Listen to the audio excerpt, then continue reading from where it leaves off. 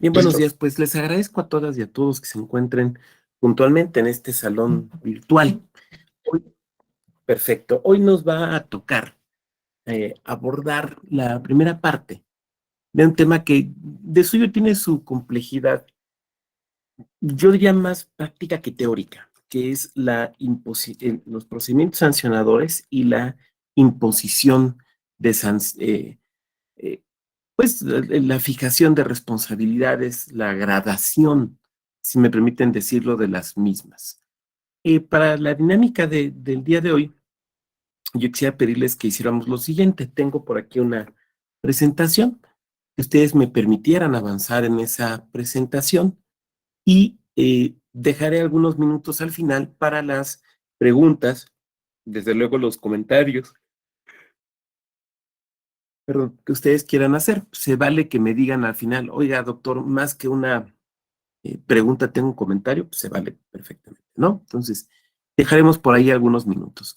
Les pido que lo hagamos de esa manera porque si no, a lo mejor aquí la compañera María Eugenia Delgado me hace una espléndida pregunta y me clavo en la pregunta y ya no me regreso a la exposición y me pierdo. Y ustedes merecen, desde luego, una exposición sistemática y ordenada. Entonces lo manejaríamos, si ustedes no tienen inconveniente, lo manejaríamos de esa forma. De igual manera, yo no tengo problemas si se refieren a mí, si me hablan de tú o de usted, doctor, licenciado, me dicen vado, yo no tengo problema. Mientras no me digan güey, yo no tengo bronca. Entonces, si me lo permiten, voy a abrir la presentación para proyectarla.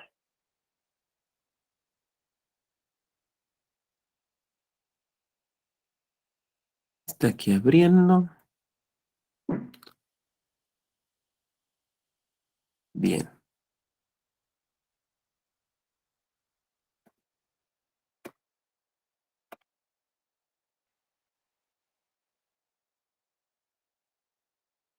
Eh, Martín García, Martín, ¿me puedes decir si se ve la presentación?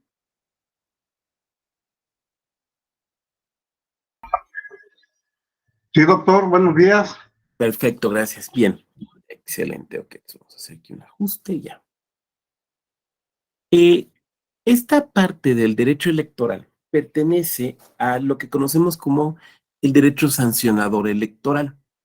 Los actos electorales son muy diversos, ¿no? Hay algunos actos que son legislativos, cuando se expide, por ejemplo, una ley electoral local, algunos actos que son reglamentarios, cuando, por ejemplo, un OPLE o el INE establece, no sé, el reglamento o el instructivo para el registro de candidaturas, pero algunos actos son de naturaleza sancionadora, esto es cuando se impone un castigo respecto de la realización de una conducta que se considera ilícita o ilegal. Ahora bien, aquí tenemos que distinguir dos tipos de actos ilícitos electorales. Uno, aquellos que son ilícitos penales y que entonces los persigue a nivel nacional lo que es la FICEL, que antes se llamó FEDE y que antes se llamó FEPADE, que ustedes recordarán, o las fiscalías electorales locales, y en su caso los juzgados penales, son los delitos electorales. ¿Estos dónde los vamos a encontrar? Bueno, hay una ley general de delitos electorales y pues es donde se encuentran, ¿no? Ahora, de esos ilícitos no vamos a hablar aquí. O sea, no vamos a hablar del tipo penal del acarreo o del tipo penal de la eh, falsedad para obtener credenciales de elector, porque nuestro diplomado no es en derecho penal, ¿no? Entonces, no vamos a hablar de esos ilícitos.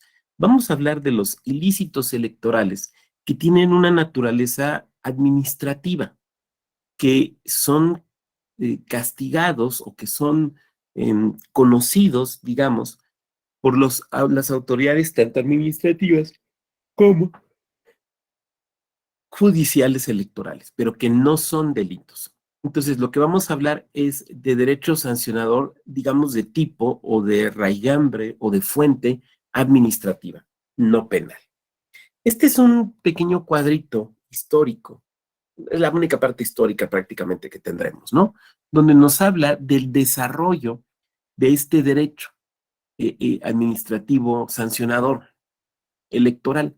Ya en 1987, con lo que se conoció como el Código Federal Electoral, ya se empezaba a hablar de la posibilidad de sanciones, no solamente penales, sino administrativas. En 1990, con el primer COFIPE, ya tenemos la existencia de un procedimiento combinado entre lo que era el IFE y lo que era la Sala Central del Tribunal Federal Electoral, el famoso TRIFE, ¿no? En 1996 esto cambia porque, bueno, se expide el segundo COFIPE, pero además, porque en el 96 el TRIFE, como ustedes saben, desaparece y lo que se crea es el actual Tribunal Electoral, perdón, el actual Tribunal Electoral del Poder Judicial de la Federación. Entonces, en este momento ya, en 1996, los procedimientos administrativos son conocidos por el IFE y es quien determina las sanciones. Ahora, en ese momento histórico, no existe, y hasta 2007, no existe una división, como la tenemos el día de hoy, en dos procedimientos sancionadores, lo que se conoce como el procedimiento ordinario y el procedimiento especial. Vamos, no es que nada más existía el ordinario, es que nada más existía uno, y era el procedimiento sancionador y se acabó. Esto cambia en 2007.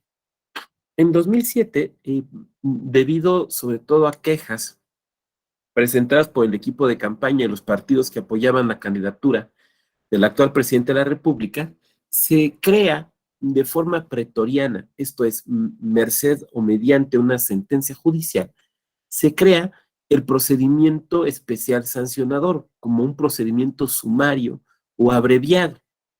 Entonces, a partir de 2007 tenemos ya esa bifurcación en dos tipos de procedimientos sancionadores, insisto, en materia administrativa, no vamos a hablar de la cuestión delictiva, ¿no? Por un lado, el procedimiento ordinario y por el otro lado, el procedimiento especial sancionador, que se crea, digamos, jurisprudencialmente en 2005-2006 y se legisla en 2007 y se mantiene hasta la actualidad. Y que es un procedimiento cuya naturaleza se vinculó en un principio con el tema de radio y televisión. Vamos a hablar de él un poco más adelante, insisto, ahorita solamente estamos en la parte histórica. La reforma de 2014 establece ya con claridad que el INE sustanciará y resolverá los procedimientos ordinarios y que en el procedimiento especial sancionador realizará la etapa de sustanciación. Voy a dejar de compartir un momento para verles. Todo juicio se dice que tiene, digamos, dos grandes etapas. La etapa o todo proceso judicial, la etapa de instrucción y la etapa de juicio o sentencia. La etapa de instrucción se divide en varias. La primera es la etapa postulatoria. En la etapa postulatoria es donde se presenta la demanda o la denuncia o la queja. Nosotros aquí en esta materia vamos a hablar de denuncias o de quejas. Entonces se inicia por la presentación de una denuncia o queja, o en los casos que proceda de oficio, será la contestación a la misma. Después la etapa probatoria. En la etapa probatoria, las partes ofrecen pruebas, quien acusa para demostrar su acusación, quien se defiende para demostrar sus excepciones, sus defensas, para sostener que ha actuado legal y constitucionalmente de forma correcta. Y después de la etapa probatoria viene lo que se conoce como la etapa preconclusiva. Preconclusiva porque es donde se presentan los alegatos. Las partes, cada una por su lado, hacen un resumen que puede ser escrito o verbal de por qué deben de ganar el juicio, ¿no? Entonces, la etapa postulatoria, que es la inicial, la etapa probatoria y la etapa preconclusiva forman parte, estas tres subetapas, vamos a llamarle así, de la etapa de instrucción. En el caso del procedimiento ordinario sancionador, instrucción y juicio, o sea, el dictado de la resolución, le competen al IFE, ¿no? Ahorita vamos a ver a qué órganos, pero le competen todo a una misma institución que es el Instituto Nacional Electoral, no el IFE, sino el IFE. En el caso del procedimiento especial sancionador, no es así. La etapa de instrucción le compete al INE, probatoria, postulatoria, probatoria, preconclusiva, le compete al INE. Pero la etapa de juicio, la etapa final del dictado de la sentencia, le compete al Tribunal Electoral por conducto de la Sala Regional Especializada. Este modelo es un modelo para los POS y los PES. POS es el acrónimo de Procedimiento Ordinario Sancionador, PES es el acrónimo de Procedimiento Especial Sancionador. Este modelo que estamos explicando para los POS y para los PES surte sus efectos en el ámbito de lo federal. Por eso estoy hablando del IFE y de la Sala Regional Especial, del INE y de la Sala Regional Especializada del Tribunal Electoral del Poder Judicial de la Federación. Por eso no estoy hablando, no sé, del Instituto Electoral de Tamaulipas y el Tribunal Electoral de Tamaulipas. Estamos hablando de lo federal. ¿Qué sucede en lo local? Bueno, en lo local, cada uno de ustedes tendría que revisar, pues, la legislación electoral y procesal electoral de su estado. Sin embargo, podríamos decir que por regla general, lo que se ha hecho, sí, por regla general, lo que se ha hecho es seguir el modelo federal, ¿no? Donde el ordinario sancionador tiene un camino un poquito distinto del especial sancionador. Ahora, algunos estados lo que han hecho es decir, a ver, insisto en lo local, a ver, tanto en el ordinario, en el POS, como en el PES, la instrucción la va a hacer el OPLE, el Instituto o Comisión o Consejo Electoral Local. Pero la resolución va a estar en manos del tribunal. ¿De qué tribunal? Del tribunal local. Algunos otros estados lo que dicen es instrucción y juicio del POS en manos del instituto del OPLE local, instrucción del PES en manos del instituto u órgano electoral local, pero resolución en manos del tribunal electoral local. Pero insisto, para que podamos profundizar en esto, aquí lo que les pido muy amablemente es que revisen ustedes la legislación de su estado. Este es un modelo, entonces me regreso a la presentación. Este es un modelo que, pues básicamente ya tenemos definido desde 2014 con los rasgos y las características generales que acabo de mencionar y que vamos a profundizar. Ustedes saben que actualmente se debate en nuestro país una posible reforma electoral. Digamos que hasta ahorita de los documentos que se conocen, de las iniciativas que se conocen, en cuanto al procedimiento, pues no visualizamos ahí grandes cambios, ¿no? Entonces uno podría suponer que si se aprobara la reforma tal, son varios documentos, varias iniciativas, ¿no? Hay dos de Morena, hay una del PT, Acción Nacional tiene por ahí una, el PRI, si bien no ha presentado una iniciativa, sí ha comentado algunos puntos que le parecen relevantes. Digamos que ninguna de estas afecta este camino procesal del PES. Afectan otras cosas o impactan en otras cosas, pero el camino procesal, tanto del PES como del POS, no lo afecta. Estas son las bases constitucionales, legales y reglamentarias de los POS y de los PES. Por un lado, directamente nuestra Constitución es algo que ya tiene un cierto desarrollo en la Constitución, sobre todo en el artículo 41, ¿no? Ustedes saben que nuestro artículo 41 constitucional es casi un código electoral, ¿no? Ahí hemos metido hasta los minutos a los que tienen derecho los partidos políticos para sus promocionales y entre otras cosas, bueno, pues algunas bases del PES y del POS. Y ya en nuestra Ley General de Instituciones y Procedimientos Electorales tenemos todo un libro que es el libro octavo, que va de la página del artículo 440 al 493. El INE ha expedido también un reglamento de quejas y denuncias donde, atento al principio de subordinación legislativa y de reserva de ley, pues desarrolla lo establecido tanto en la Constitución como en la Ley Electoral General. Ahora, esto en buena medida se repite en las entidades. O sea, la ley electoral de cada entidad tiene también digamos, un libro octavo, que puede ser el séptimo, puede ser el noveno, o sí puede ser el octavo, donde establece las bases de los procedimientos y las sanciones. Entonces habría que revisarlo. Pero también los institutos electorales locales suelen expedir reglamentos de quejas y denuncias, ¿no? Sobre todo, esto se ha vuelto muy importante a partir de 2020.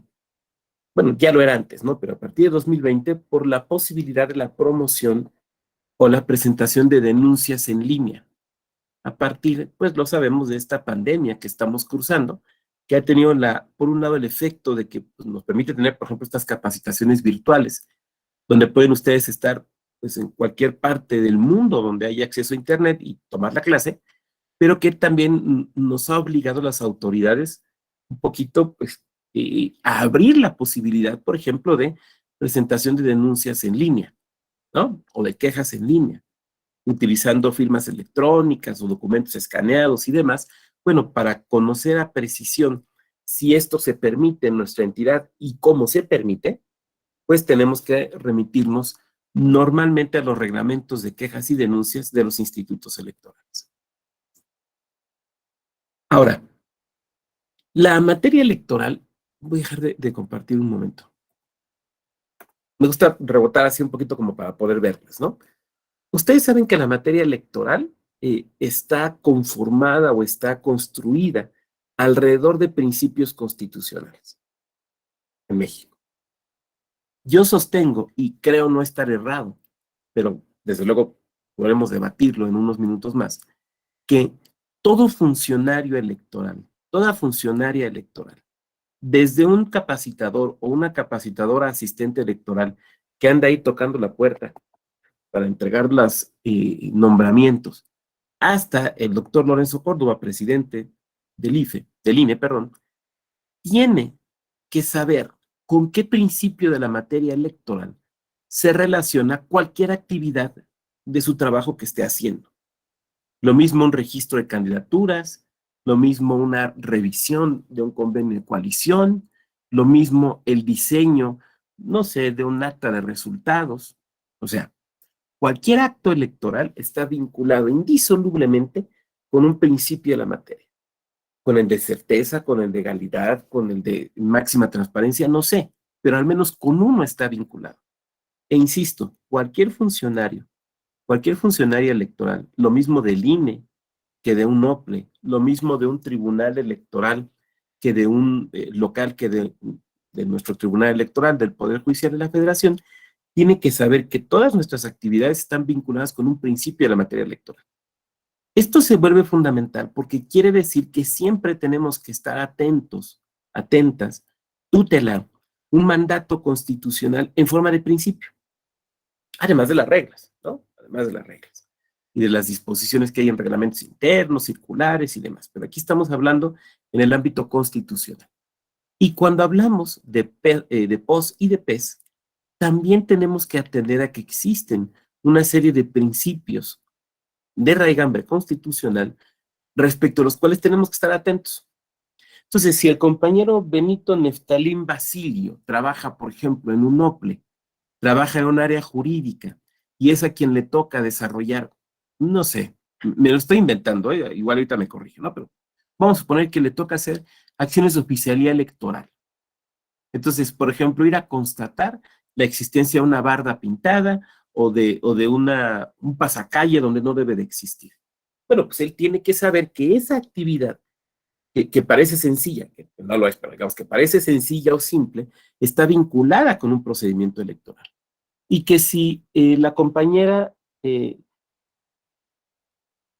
a ver, que si el compañero Héctor Javier Perdomo, por ejemplo, o la compañera Alejandra Leiva, son oficiales de partes, y en su actuar, en su recepción de los documentos, en su certificación de los mismos, también están obrando conforme a un principio de la materia electoral. Y en este caso, conforme a un principio que tiene que ver con los procedimientos disciplinarios, o mejor diríamos sancionadores, en materia electoral. Ahora bien, lo complejo de los principios, ustedes lo saben, es que no tienen una absoluta definición, sino que se van llenando o definiendo o estableciendo sus contornos, si podemos decirlo de esta manera, a partir de cada caso y, sobre todo en materia electoral, a partir del contexto. Por lo tanto, un principio no funciona como una regla de que se cumple o no se cumple, sino que un principio hay que definirlo en el caso concreto. Voy a poner un ejemplo.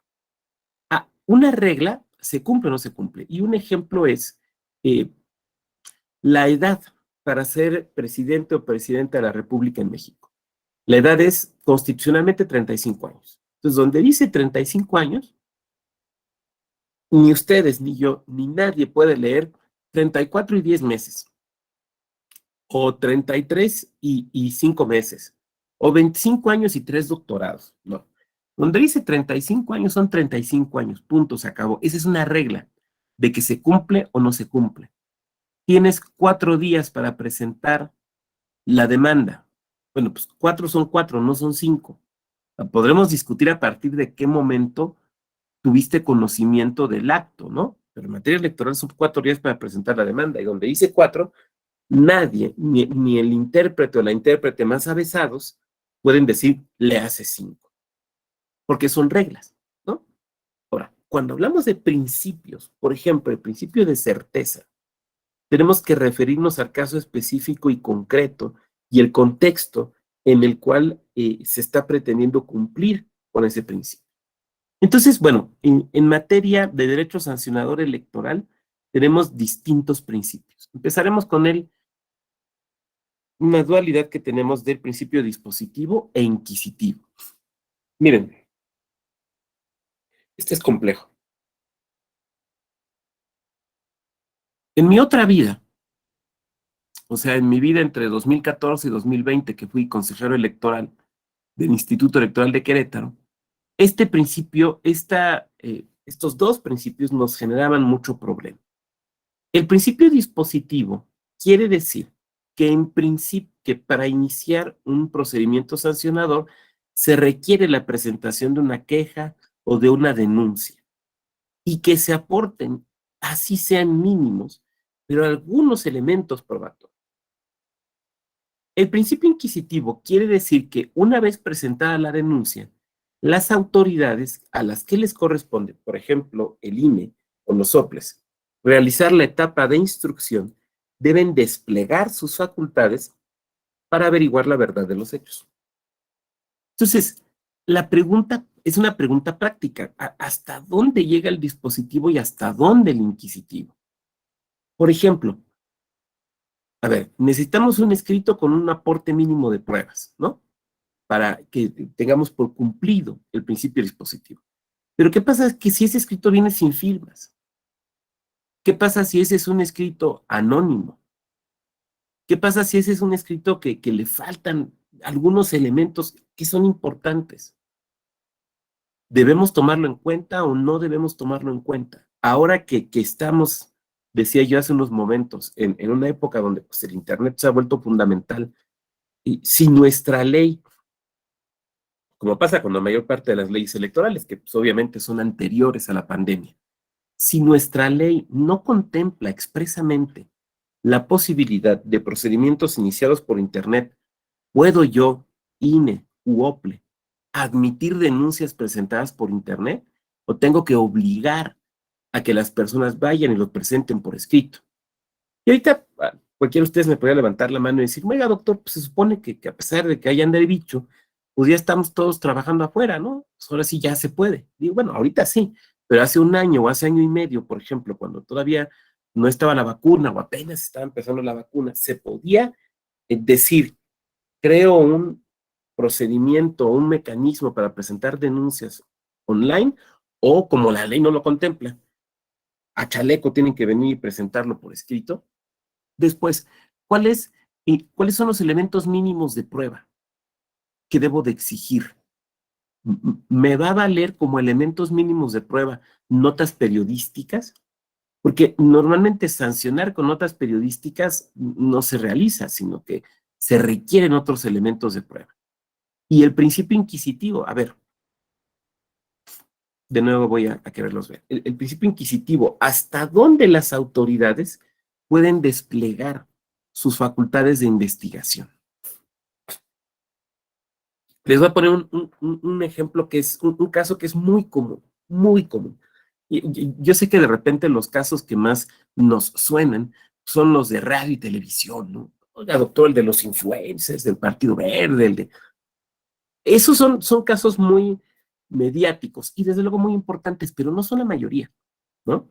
Si ustedes trabajan en algún órgano electoral sabrán, y si no, por favor créanme que les estoy diciendo la verdad, que la mayor parte de los casos son más chiquitos, ¿no? Entonces, por ejemplo, el caso típico de una persona que suena para ser candidata o candidato para presidente municipal de un municipio, ¿no?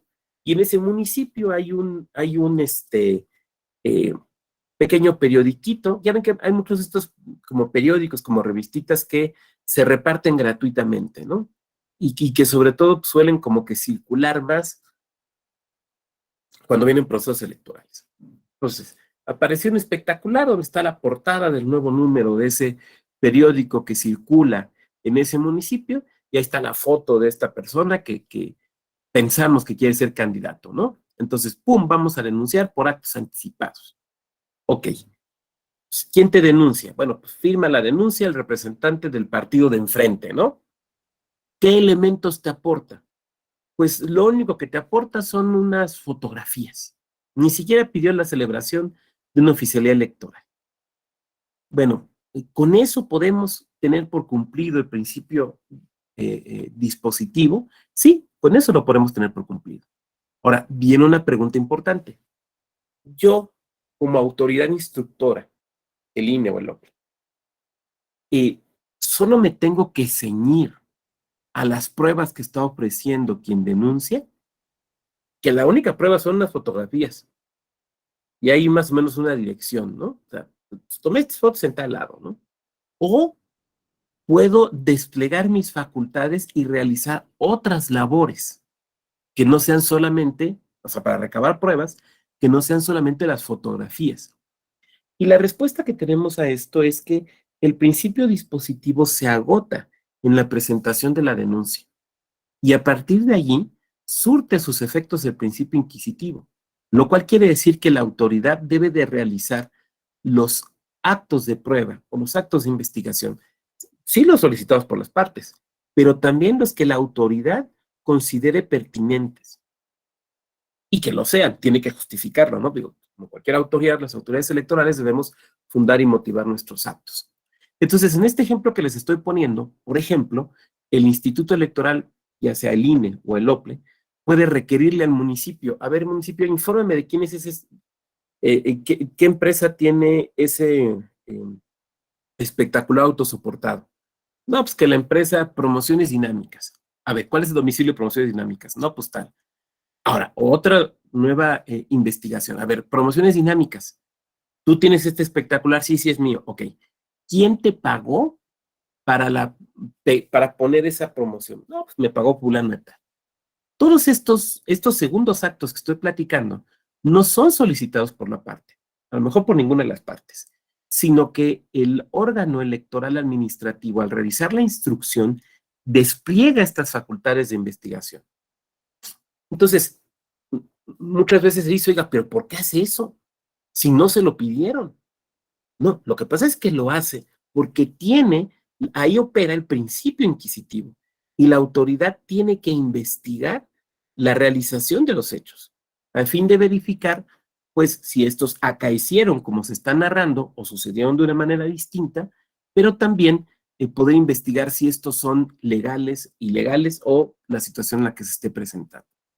Entonces, decíamos, en primer lugar tenemos estos dos principios, el principio dispositivo y el principio inquisitivo. Si es necesario, vayamos ahí tomando nota. Si tienen una libretita a la mano y una pluma, pues pueden tomar nota por si hubiera preguntas. Si no, si quieren, las podemos ir dejando en el cajón del chat y más adelante las abordamos. La prohibición de los excesos.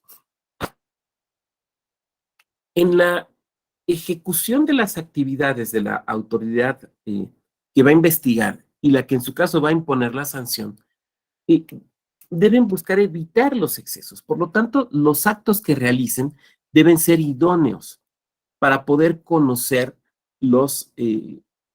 para poder llegar al efecto deseado. Yo decía hace un momento, ponía el ejemplo, ¿no? Girar un oficio al municipio para que informe quién tiene, a nombre de quién está registrado ese espectacular.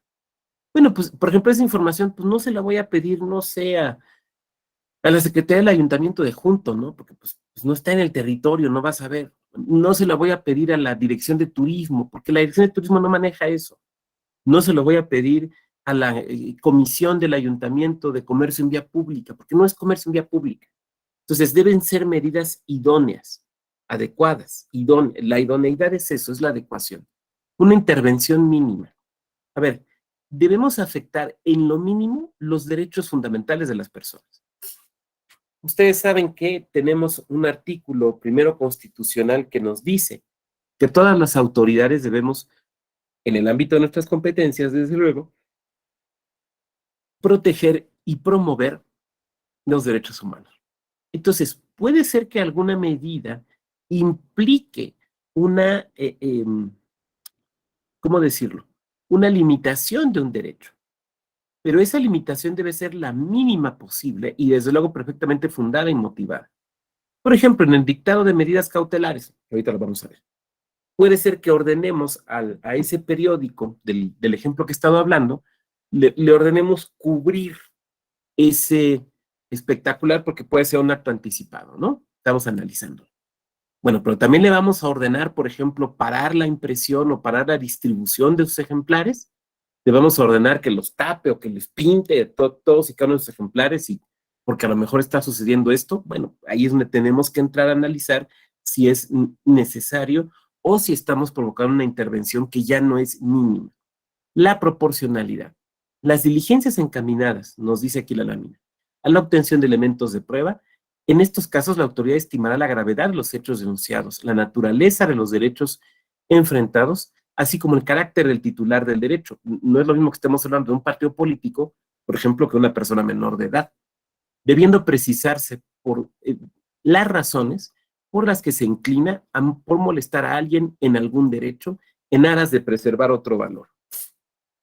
Por ejemplo, en el caso de promocionales, donde aparecen menores de edad, y que no se cuenta prima facie con todos los elementos que nos hagan creer que efectivamente se está dando de manera legal y lícita, lícita, esta participación. Bueno, pues podremos ahí, por ejemplo, afectar el derecho que puede tener el partido político de promoverse o de promocionarse, suspendiendo temporalmente la difusión de sus promocionales, pero es en atención a un derecho, ¿no?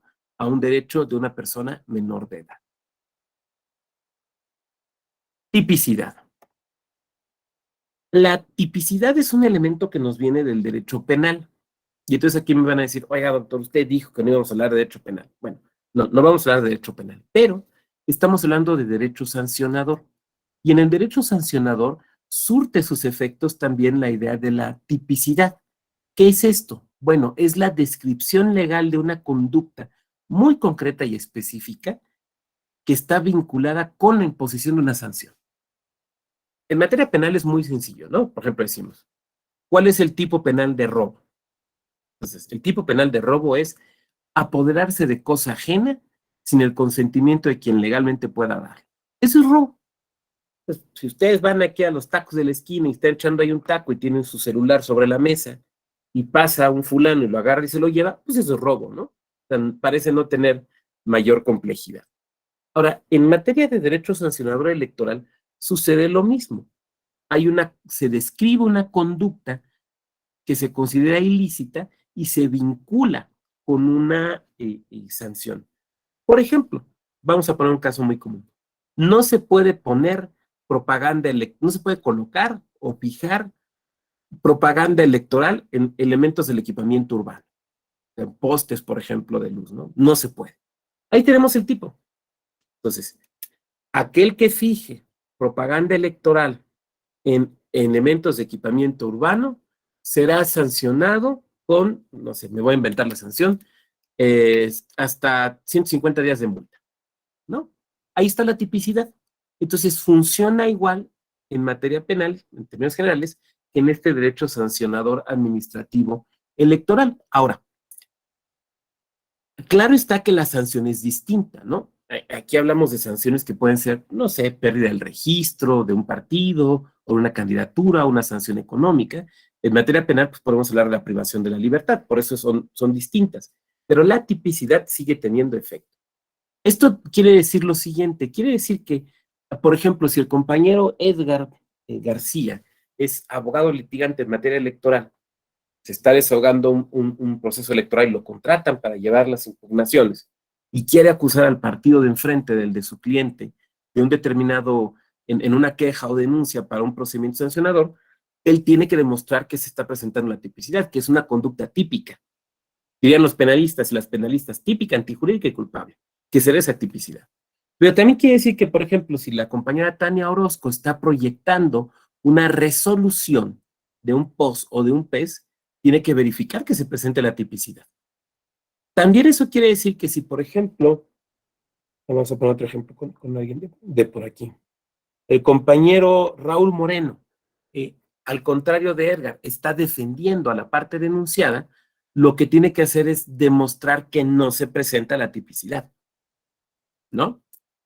Ahora, como será segura, ¿cómo no, Gemma? Déjame avanzar un poquito más y con gusto le damos la palabra, no me baje la manita, por favor. Ahora, desde luego, esto es más complejo conforme más elementos tiene el tipo, ¿no? Por ejemplo, en el caso que hemos hablado, colocar propaganda electoral en equipamiento urbano. Bueno, primero tendríamos que ver que el objeto denunciado es propaganda electoral. Ese sería lo primero. Bueno, puede ser que verifiquemos. Sí, pues mire, es una pegatina, ¿no? Es una pegatina, una calcomanía de promoción, ¿no? O es una lona. Esto pasa mucho con lonas, ¿no? O los pasacalles. Ok. Después, tenemos que ver qué es equipamiento urbano.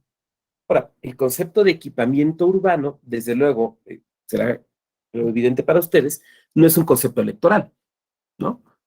No es el concepto, no es como el concepto de urna o de paquete electoral, que pues eso sí son, vamos a decirlo así, conceptos electorales. Entonces no es un concepto electoral, pero sí podemos saber qué es. Entonces nos vamos a las leyes de desarrollo urbano o a los códigos urbanos, dependiendo del lugar donde nos encontremos, y vamos a ver cuáles son los elementos de equipamiento urbano. Entonces, por ejemplo, un poste de luz es equipamiento urbano.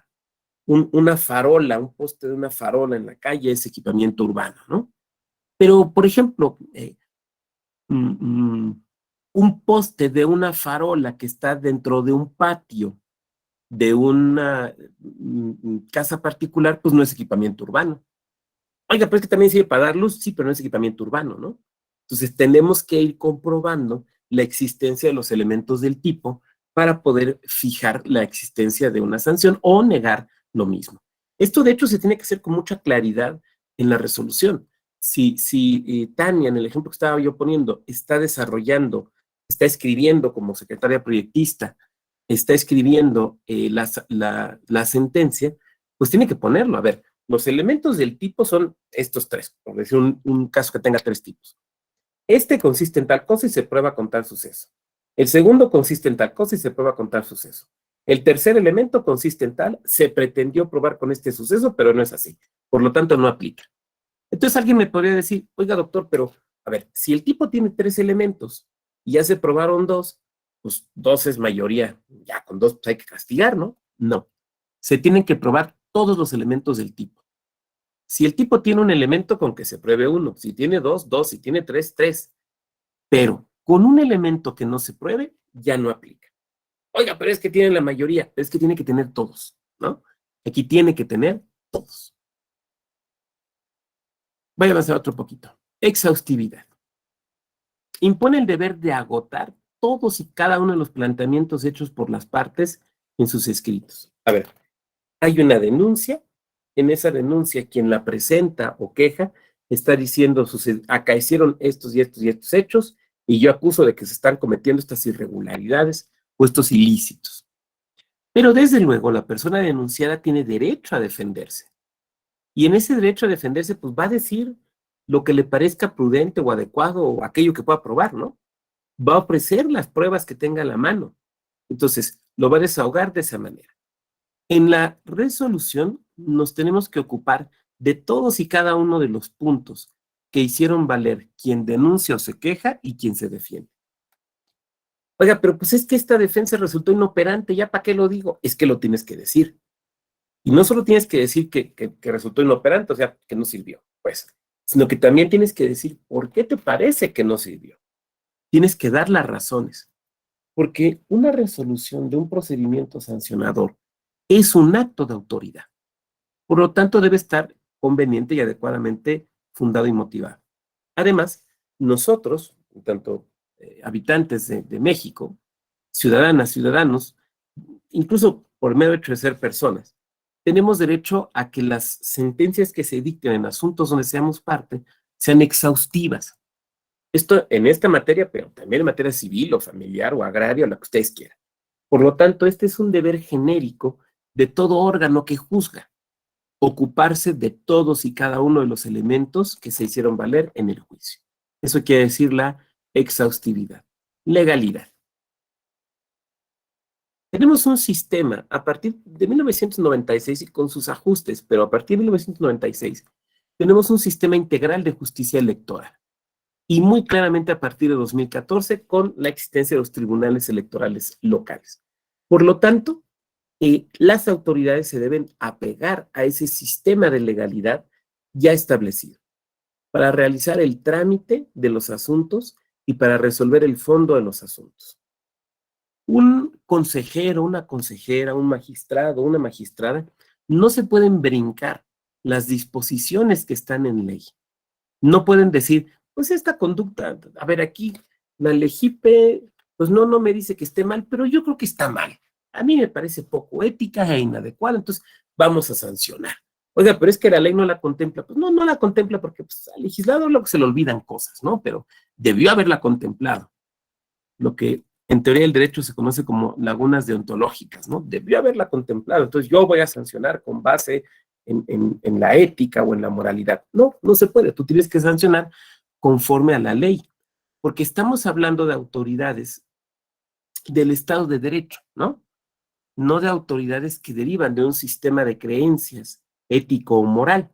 Por lo tanto, tienen que actuar conforme la ley. Ahora, bien podría suceder que alguno de ustedes me dijera, que ahorita Maritza me levantara la mano y me dijera, oiga, doctor, es que a mí me parece que tal conducta debería ser ilícita en materia electoral y que habría que sancionarla. Y probablemente Maritza nos podría dar muy buenas razones que nos convencieran de por qué tiene razón. Bueno, pero esas razones no debe dirigirlas hacia el órgano administrativo electoral o hacia el órgano jurisdiccional electoral, sino hacia el órgano legislativo, ¿no? Que son los que establecen cuáles son las conductas ilícitas, cuáles son las conductas ilegales. Es cierto, los tribunales, los órganos administrativos, los OPLES, interpretan la ley, desde luego eso es cierto, pero la creación de los tipos de los ilícitos administrativos electorales, esa es una labor del legislador. Entonces, las buenas razones que en este ejemplo hipotético que estoy poniendo nos pudiera dar Maritza, a quien hay que dirigirlas no es un magistrado o a una consejera, sino a un diputado o a una senadora. Muy bien, vamos a hacer una excepción porque está la mano levantada de Gema y después avanzamos. Adelante, Gema.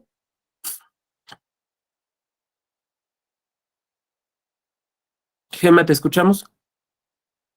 Perdón, profe, es que voy directo a mi trabajo. Y yo creo que se levantó sin querer, discúlpenme. Ah, perfecto, sí, no se preocupe. Disculpen, es que vengo manejando, entonces moví el teléfono. Pero estoy escuchándolo, vengo escuchándolo. Disculpe. No se preocupe, Gemma, no se preocupe, con mucho gusto. Gracias. Concentración, inmediatez y celeridad. ¿Cuánto creen que tarda en promedio un juicio electoral desde que entra al tribunal electoral? ¿Cuánto creen que tarda en promedio?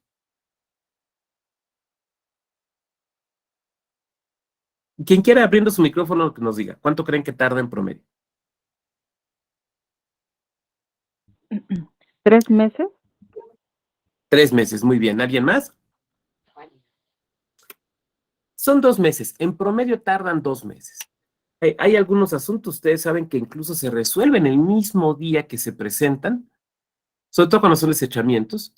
Y la verdad es que cuando platicamos estos temas de celeridad con gente que viene de otras ramas del derecho, se les hace increíble, ¿no? No, oiga, pues aquí En materia civil, unos 2 añitos y pues, ahí va saliendo la sentencia de primera instancia, ¿no? Oh, miren, juicio sucesorio, no, pues tengo un asunto donde pues, ya se murieron hasta los nietos y ahí siguen peleándolo los abuelos, ¿no? Pero en materia electoral es muy rápido, muy, muy rápido.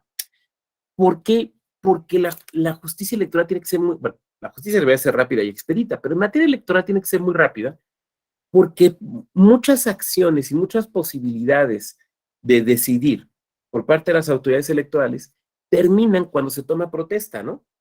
Entonces, se tiene que resolver con mucha rapidez.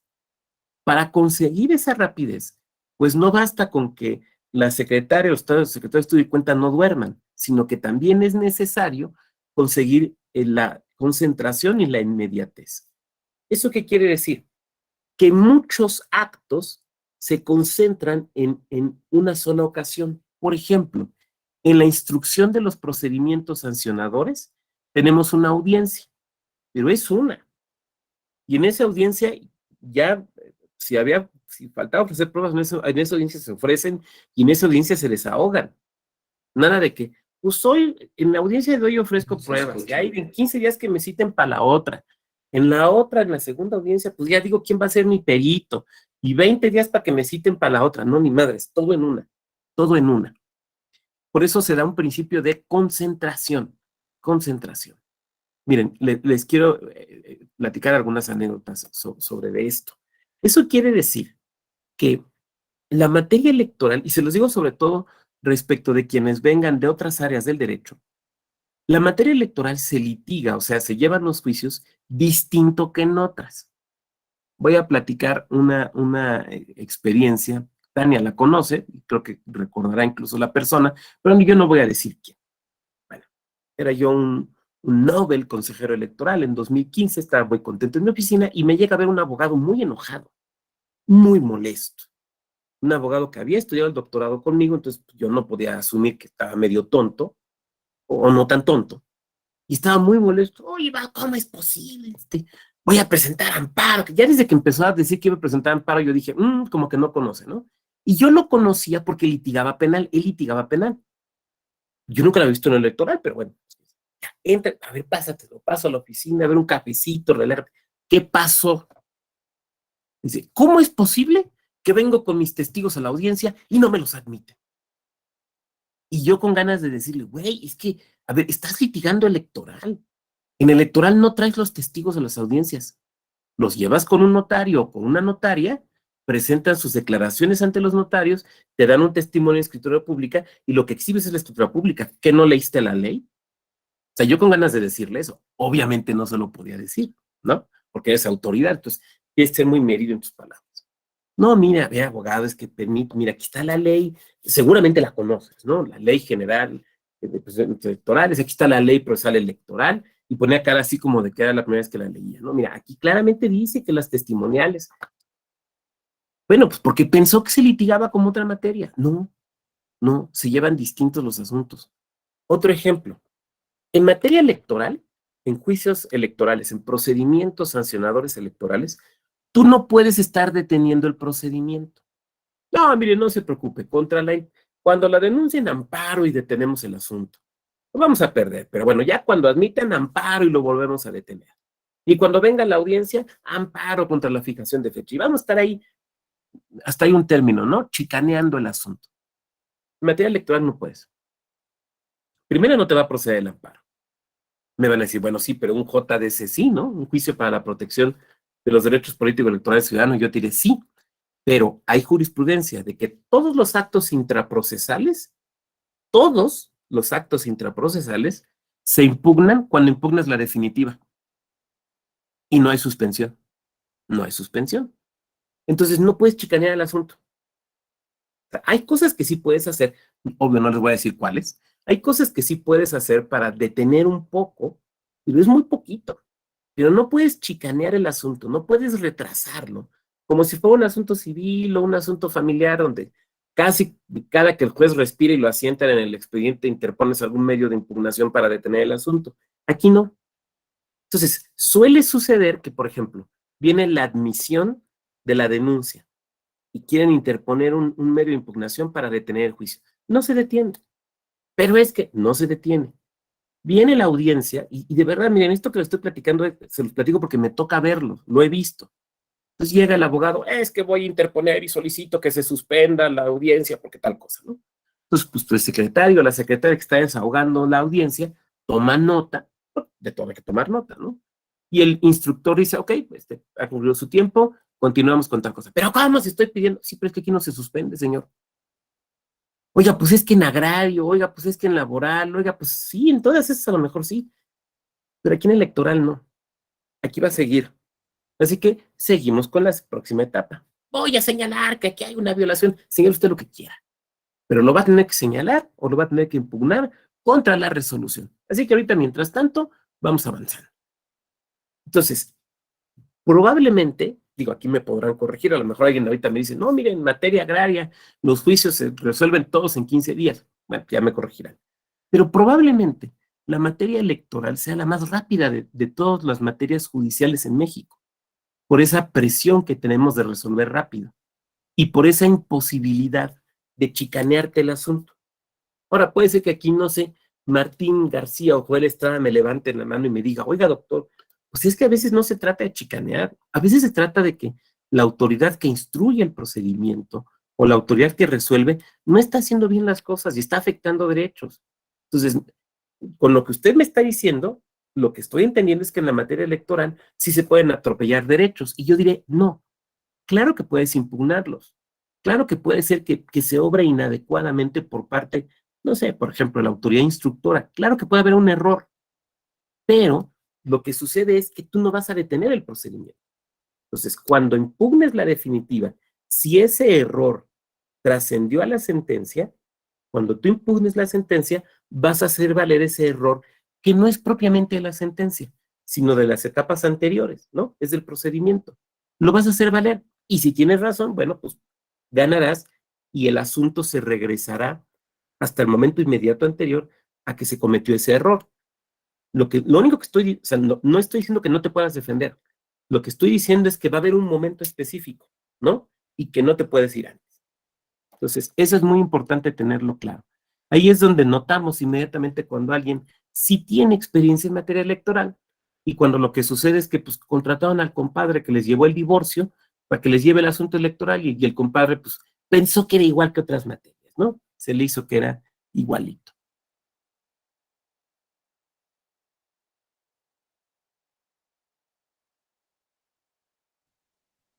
Y retroactividad de la ley. A ver, en materia electoral, tal vez como en ninguna otra, somos muy cuidadosos de los tiempos de las leyes. Porque, por ejemplo, ustedes lo saben, una ley que se va a aplicar a un proceso electoral se debe de expedir 90 días antes del inicio de ese proceso. No 90 días antes de las elecciones o 90 días antes del registro de candidaturas, sino 90 días antes del inicio del proceso. O sea, prácticamente es, para efectos prácticos, es como un año antes de que se hagan las elecciones. Entonces, también somos muy cuidadosos con esto en el derecho disciplinario. No se pueden afectar derechos o modificar derechos adquiridos durante la vigencia de una ley anterior. Y una nueva ley, el principio de la teoría de los componentes de la norma, podrá afectar simples expectativas o esperanzas de gozar un derecho siempre que éste no haya nacido. O sea, cuando hay meramente expectativas. Voy a poner un ejemplo. Ustedes saben que en este momento el INE desahoga una serie de procedimientos muy importantes que tienen que ver con la redistritación, ¿no? Tanto a nivel federal como también en las entidades. Y la redistritación quiere decir acomodar de nuevo la geografía electoral. La geografía electoral es muy importante, pensándola desde dentro de los partidos políticos, porque esta también implica o tiene impactos, digamos, en las élites o en los grupos partidistas. Entonces, pongamos un ejemplo. Supongamos que la compañera Adriana Ramos se encuentra, no sé, en el estado de Campeche, voy a poner un ejemplo, y que Adriana integre un partido político y tiene varios años trabajando el tercer distrito federal, porque quiere ser candidata en algún momento a diputada federal del tercer distrito federal.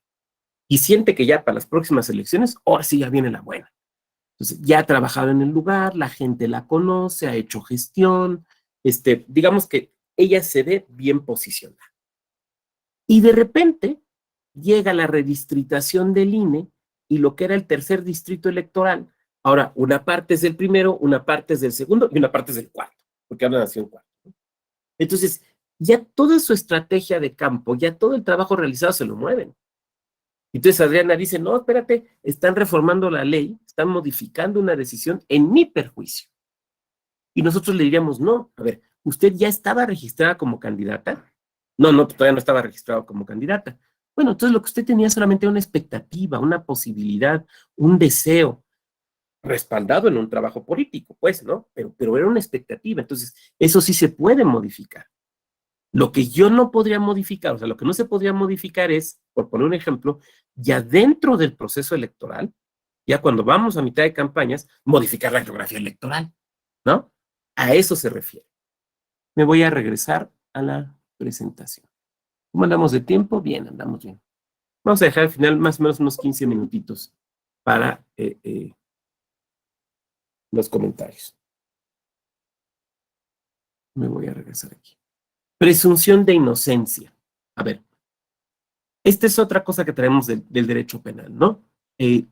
Una persona o un partido o una coalición o una autoridad no se le va a considerar culpable de haber violado la legislación electoral desde la perspectiva administrativa, sino hasta que hay una resolución que lo diga, ¿no?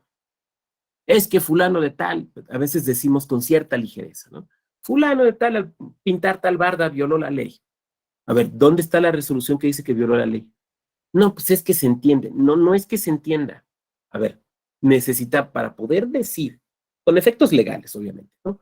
Que hay una violación de la ley y que hay una persona responsable, necesitamos la resolución, ya sea del órgano electoral o del órgano jurisdiccional, según sea el caso, pero necesitamos la resolución.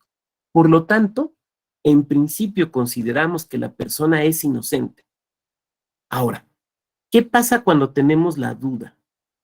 ¿Qué pasa cuando tenemos una duda? Les voy a platicar un asunto real. Todo esto que estoy platicando son asuntos reales, ¿no? Y que también seguramente Tania recordará. El asunto es el siguiente, es un asunto real. Se denuncia a un candidato a presidente municipal, en realidad a candidato a la reelección, porque 1 o 2 días antes de pedir licencia para contender una nueva cuenta para el mismo cargo, supuestamente reunió a los empleados, las empleadas municipales en un auditorio y les echó un choro. Y dentro del discurso, pues cometió actos anticipados y presión al electorado y demás. Lo que nos ofrecen es una prueba técnica, una grabación. Una grabación que lo más, digamos, lo que parecía es que alguien traía un celular metido en una bolsa, así como que del saco, y le dio grabar. Como que eso era lo que parecía, ¿no? Entonces, venía una grabación, donde pues se oye una voz y esa grabación, y la voz en esa grabación, pues decía una serie de cosas que pues, podíamos decir, objetivamente analizadas, sí implicaban actos anticipados o pueden implicar cierta presunción. Ahora, yo les pregunto y que me responda quien quiera. ¿Solamente con eso ya podemos condenar? ¿O qué necesitaríamos? O sea, con eso ya no hay duda de que sí fue el funcionario el que dijo lo que se escucha en la grabación. ¿O qué necesitaríamos? ¿Quién quiera contestar nada más? Francisco Ponce y luego Adriana. Adelante, Francisco. Faltaría la identidad de la voz a quien se le atribuye la conducta. Muy bien, muy bien. Adriana. Tu micro, Adriana, por favor. Perdón. Creo que se necesitan varios elementos, ¿no? Como la temporalidad, ¿no? Tiempo, modo, lugar, etcétera. Perfecto, muy bien. Entonces, tienes razón. No basta con ese simple audio. Ahora, lo que nos ofrecieron fue el audio, pero ahí entra el principio dispositivo, ¿no? Lo que te ofrecen es el audio. Ahora, entra el principio inquisitivo. Las autoridades podemos desplegar una serie de conductas. Y lo primero que tenemos que verificar es la voz, ¿no? Yo recuerdo que alguien decía, y lo digo públicamente porque ahí están las sesiones, lo dijo en sesión, es que para mí sí es su voz. O sea, yo lo oigo y para mí sí es su voz. Y yo me acordaba de un programa que vi hace muchos años de chiquito, creo que están ahí en YouTube todavía, que se llamaba Replays, aunque usted no lo crea. Replays, aunque usted no lo crea. Y me acuerdo que una vez salió un imitador de Humphrey Bogart. Ustedes se acuerdan de Humphrey Bogart porque seguramente han visto la película Casablanca, ¿no? Este es el inicio de una bonita amistad. Termina la película, ¿no? Bueno, Humphrey Bogart es el galán de Casablanca. Entonces salía un imitador de Humphrey Bogart y decía las mismas frases que el actor en la película y las decía igualito, con la misma entonación, y tú te asombrabas, ¿no? De lo buen imitador. Pero después te mostraban el análisis de esas voces por sistemas computarizados muy primitivos, porque estoy hablando de los años 80 del siglo pasado, pero existentes, y te dabas cuenta que en la reconstrucción electrónica de la voz no era la misma. O sea, tu oído la oía muy similar, se confundía, pero no era la misma. Entonces lo que dijimos fue, necesitamos una pericial. O sea, necesitamos que venga una persona experta que revise el audio y que nos diga si es la voz o no es la voz. Porque si es la voz, bueno, podemos ir adelante, pero si no es la voz, si no es el presidente principal, pues no. Entonces, bueno, primer problema, ¿no? A ver, ¿a qué peritos vamos a llamar? Bueno, pues peritos especialistas en sonido, ¿no? Y en voces humanas. Entonces ahí van. Hubo que llevar al denunciado, hubo que citar al denunciado, ¿no? Y llegaron los peritos, fueron 2 peritos, el mismo día, y le dieron una tarjetita al denunciado, cada uno una tarjetita por su lado, donde tenía que leer ciertas palabras, ¿no? Y lo grababan. Bueno, pues ahí lo grabaron con sus aparatos y demás, y se llevaron, digamos, la grabación de su voz, o sea, donde no hay duda que sí es su voz, y la grabación de la que teníamos duda, ¿no?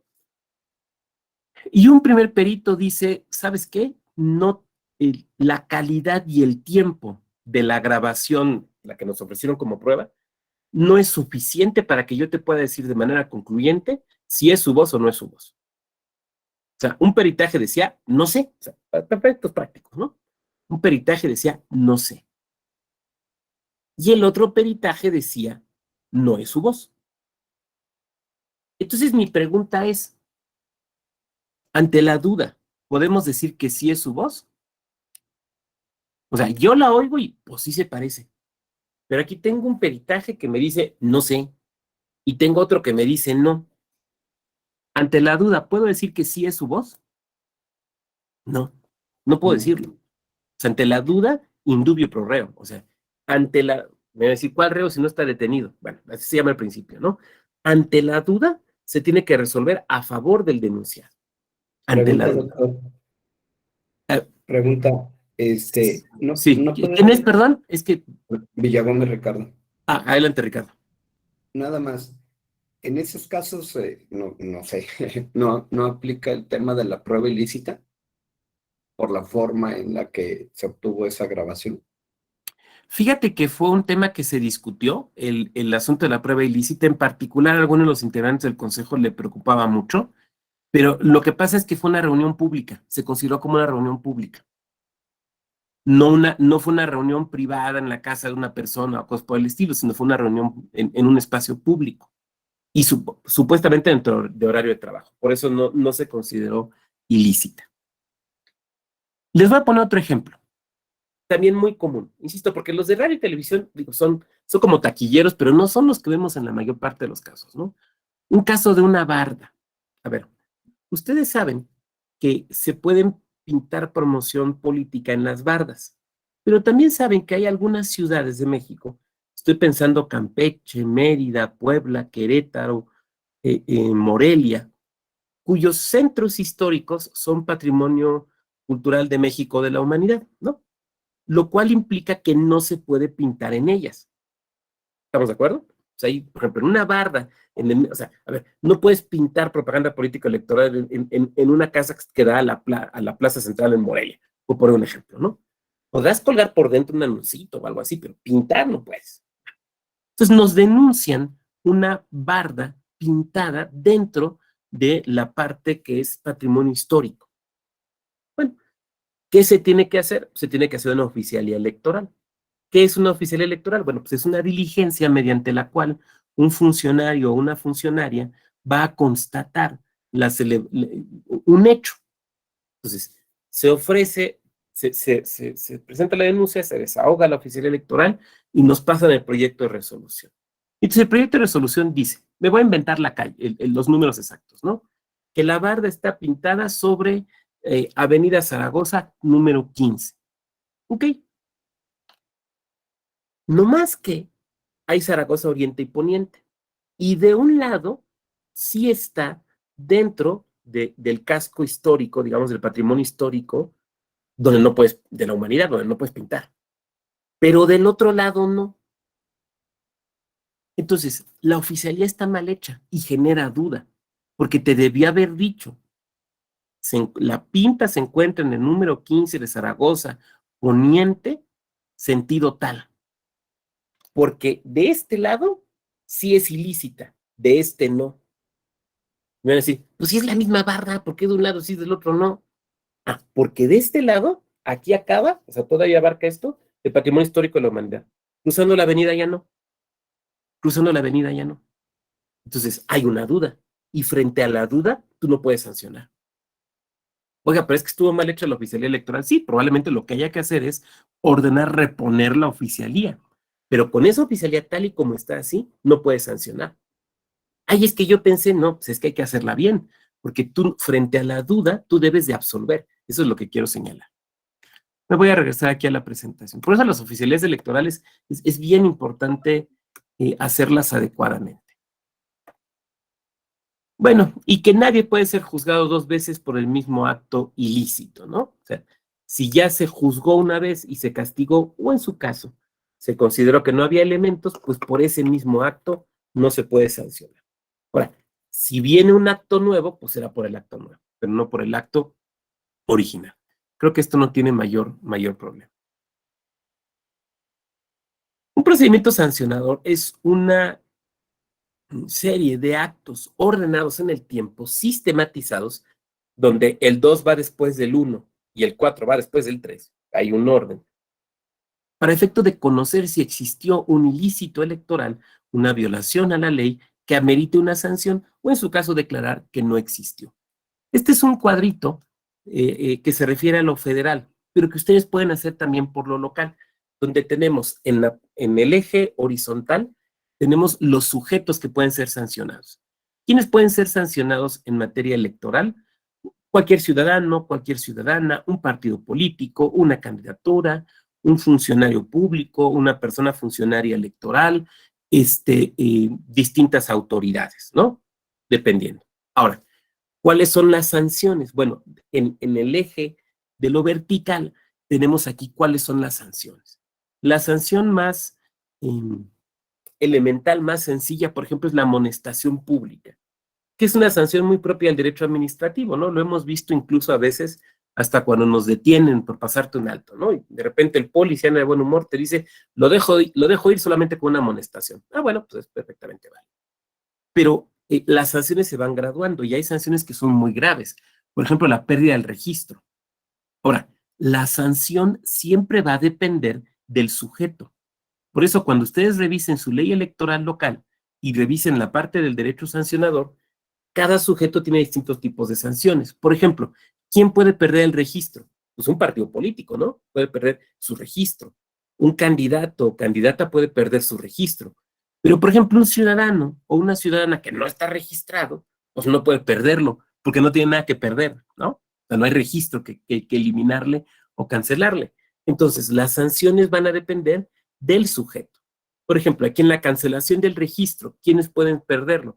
Pues un partido, una asociación política, aspirantes o candidatos, candidaturas independientes, observadoras o observadores electorales que se registran también para desarrollar esas funciones, las organizaciones ciudadanas que pretenden constituirse como partidos políticos. Pero insisto, por ejemplo, un ciudadano o una ciudadana, pues no puede perder el registro. Vamos a ver, en primer lugar, el procedimiento ordinario sancionador. En principio, este es el que abarca el mayor número de casos. Entonces, la regla general es que un asunto ilícito electoral se va a tramitar en un procedimiento ordinario sancionador. Esa es la regla general. La excepción es los asuntos que se tienen que tramitar en PES, en procedimientos especiales sancionadores. Los veremos más adelante, si nos da tiempo y si no el día de mañana. ¿Cuáles son los PESes? Bueno, violencia política de género, y violaciones a las reglas de propaganda y publicidad en época de elecciones. Digamos, son básicamente las excepciones. Entonces, todo lo que tendría que ver con esos elementos, violencia política de género, violación a las reglas de propaganda y publicidad político-electoral en procesos electorales, pues eso le va a tocar al PES. Todo lo que no le toque al PES, le toca al POS. Por eso lo sacamos, digamos, por exclusión. Ahora, ¿cuáles son las autoridades que intervienen? Bueno, en principio el INE o los órganos electorales locales, pero insisto, aquí me voy a referir a lo federal, el INE. El Consejo General es quien impone las sanciones, quien dicta, digamos, la resolución o la sentencia, quien dice que sí se presentó la ilicitud o que no se presentó. Y también puede dictar las famosas cautelares, las medidas cautelares. Las medidas cautelares son decisiones que se toman dentro del proceso para o evitar que se siga causando un posible daño o conservar los elementos del acto posiblemente ilícito. Por ejemplo, evitar que se siga causando daño. A ver, se está presentando este promocional en radio y televisión que está denunciado y que aparentemente sí puede afectar algún tipo de derecho o implicar actos anticipados. Entonces, hay que suspenderlo. Esa es la medida cautelar. Lo suspendo. ¿Cuánto tiempo dura la medida cautelar? Dura lo que tarda en resolverse el fondo del asunto. Por eso duran poquito, duran semanas. Una semana, 2 semanas, 3 semanas, porque duran nada más lo que tarda en resolverse el asunto. Si el asunto se resuelve en contra del que denunció, la medida cautelar se levanta. Y entonces, por ejemplo, ese anuncio cuya difusión se había suspendido, se permite difundir, ¿no? Ahora, si quien gana es el que denuncia, ya la medida cautelar ya no es una medida de por mientras, vamos a llamarla así, sino ya se convierte en algo definitivo. A ver, este anuncio ya demostramos que sí es un acto anticipado, entonces ya no se puede volver a difundir, ya se acabó. Entonces ya no es que está suspendido, sino es que ya está por un mandato de una autoridad prohibida su difusión. Bueno, ¿quién decide entonces esto? Lo decide el Consejo General del INE. No lo decide Lorenzo Córdoba, no lo decide la Junta Local, la Junta General Ejecutiva, no, el Consejo General del INE. Ahora, este consejo se ve auxiliado en estas funciones por la Comisión de Quejas y Denuncias. La Comisión de Quejas y Denuncias también puede decidir medidas cautelares, o sea, lo puede hacer el Consejo General, pero normalmente lo hace la Comisión de Quejas y Denuncias. A la comisión le presentan el proyecto de resolución, fíjense lo que dije, el proyecto de resolución, y la comisión puede hacerle observaciones. Ojo, la comisión no decide, o sea, el que decide es el Consejo General, pero a la comisión le pasan el proyecto de resolución y la comisión lo revisa y dice, oye, a ver, aquí ajustale esto, aquí modifícale aquello, cambia el sentido porque no estamos de acuerdo. Pero quien decide es el Consejo General.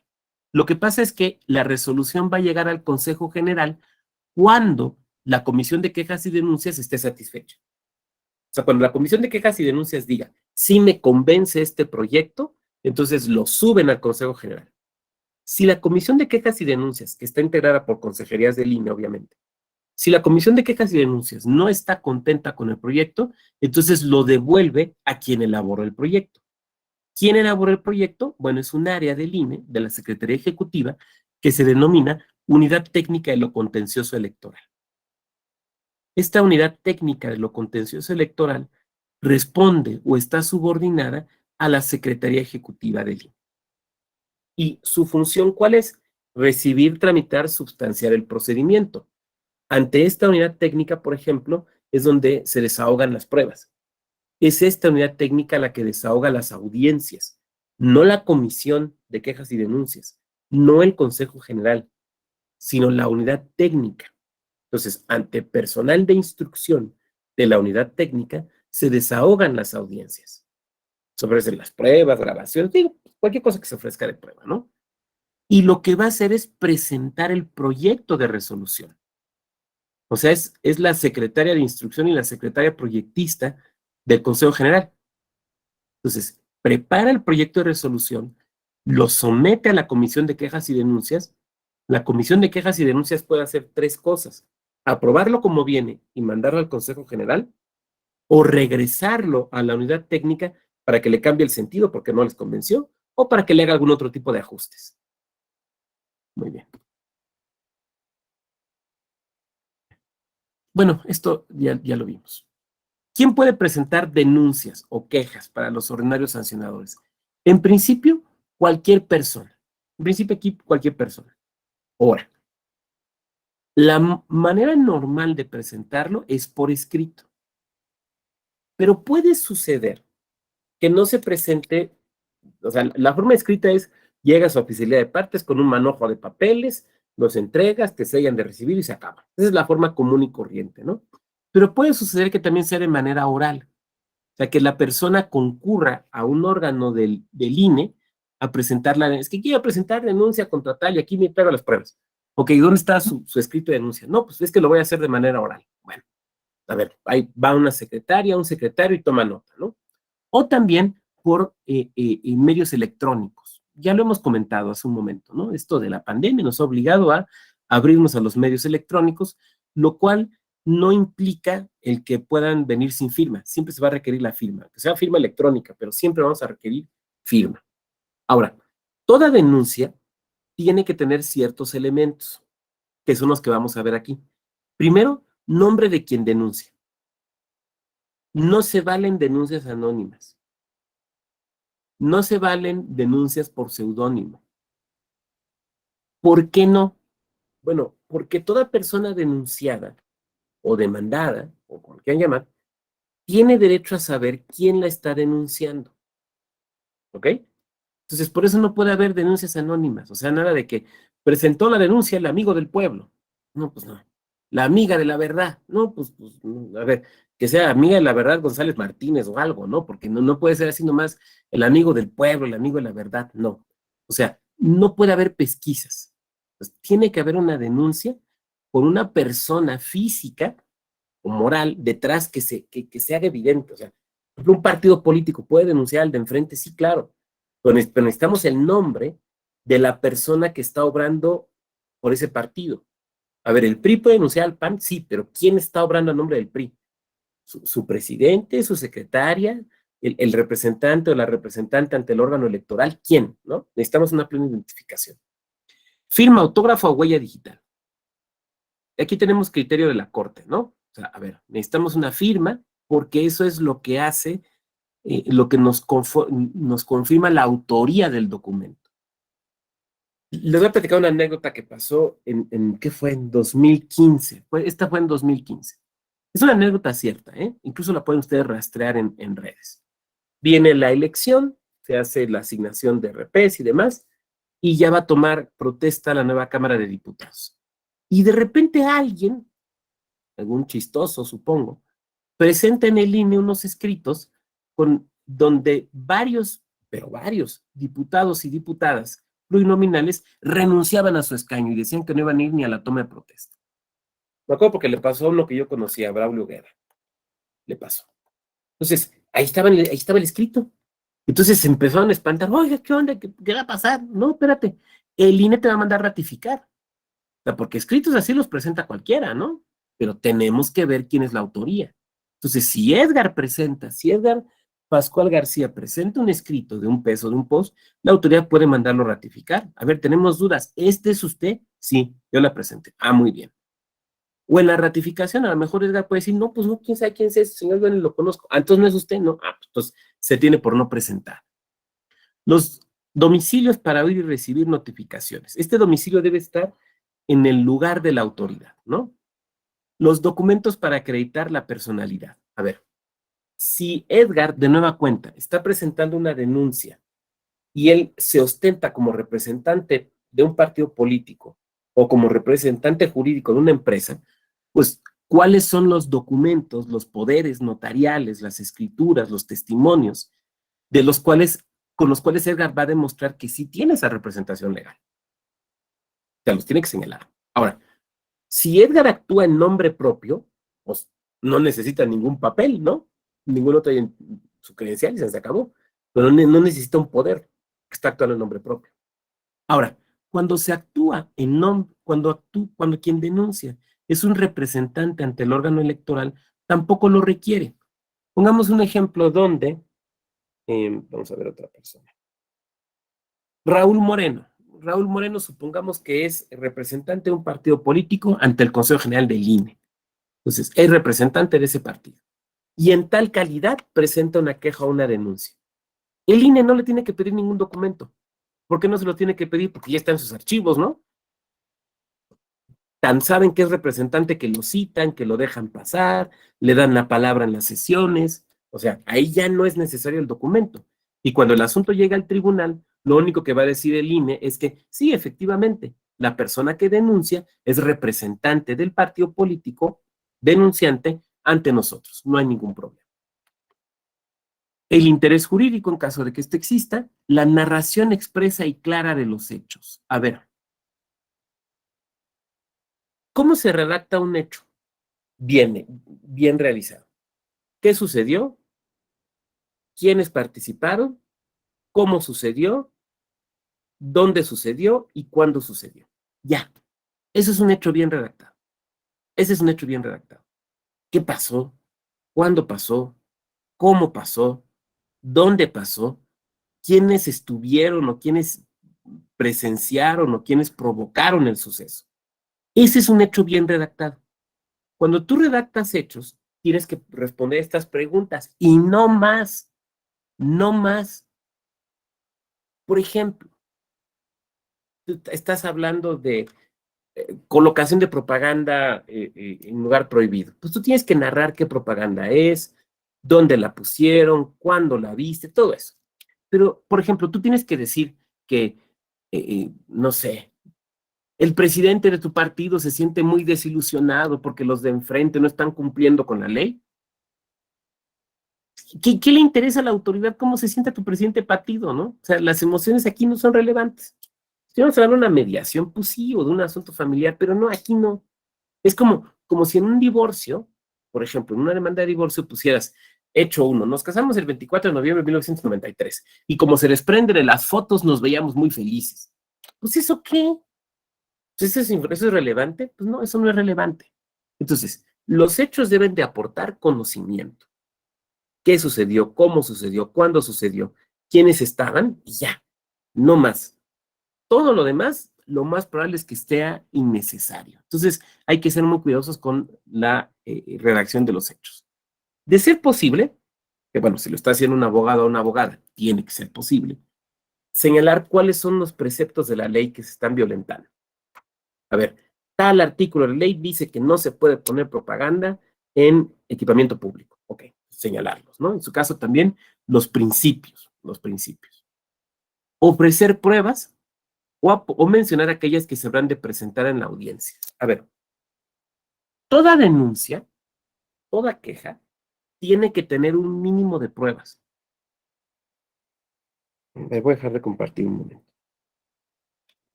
Un PES o un POS es un procedimiento parajudicial, materialmente judicial, donde lo que tú estás pidiendo es que castiguen a alguien por violar la ley.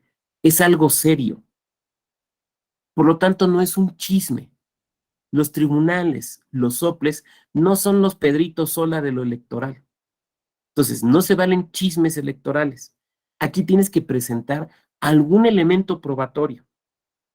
Alguien de aquí me va a levantar la mano y me va a decir, oiga, doctor, pero ya dijo usted que la facultad inquisitiva, que el principio inquisitivo, que las autoridades tienen facultades para requerir, sí, pero también dije que debe venir un mínimo de elementos probatorios. Por el amor de Dios, una fotito, una impresión de una página de internet, unas notas periodísticas, algo. Porque si no ofreces nada, ahora, puede suceder que tú ofrezcas un mínimo probatorio, que el denunciado ofrezca algo más consistente, que la autoridad ordene el desahogo de ciertas diligencias y tenga más pruebas, y puede ser que la sentencia se dé no con base en tu mínimo probatorio, en tus hojitas ahí que anexaste, sino con base en las otras pruebas. Está bien, pero para que el procedimiento avance, tienes que ofrecer algo de pruebas. Por eso insisto, no puede ser chisme. O sea, si llegas a la oficialía de partes a denunciar un chisme electoral, pues va a estar muy entretenido, ¿no? Y a lo mejor tomamos nota y ahí en un libro de anécdotas del proceso electoral la publicamos. Pero no le vamos a poder dar trámite, porque necesitamos, las autoridades, un mínimo de elementos probatorios, un mínimo. Muy bien, me voy a regresar aquí a la presentación.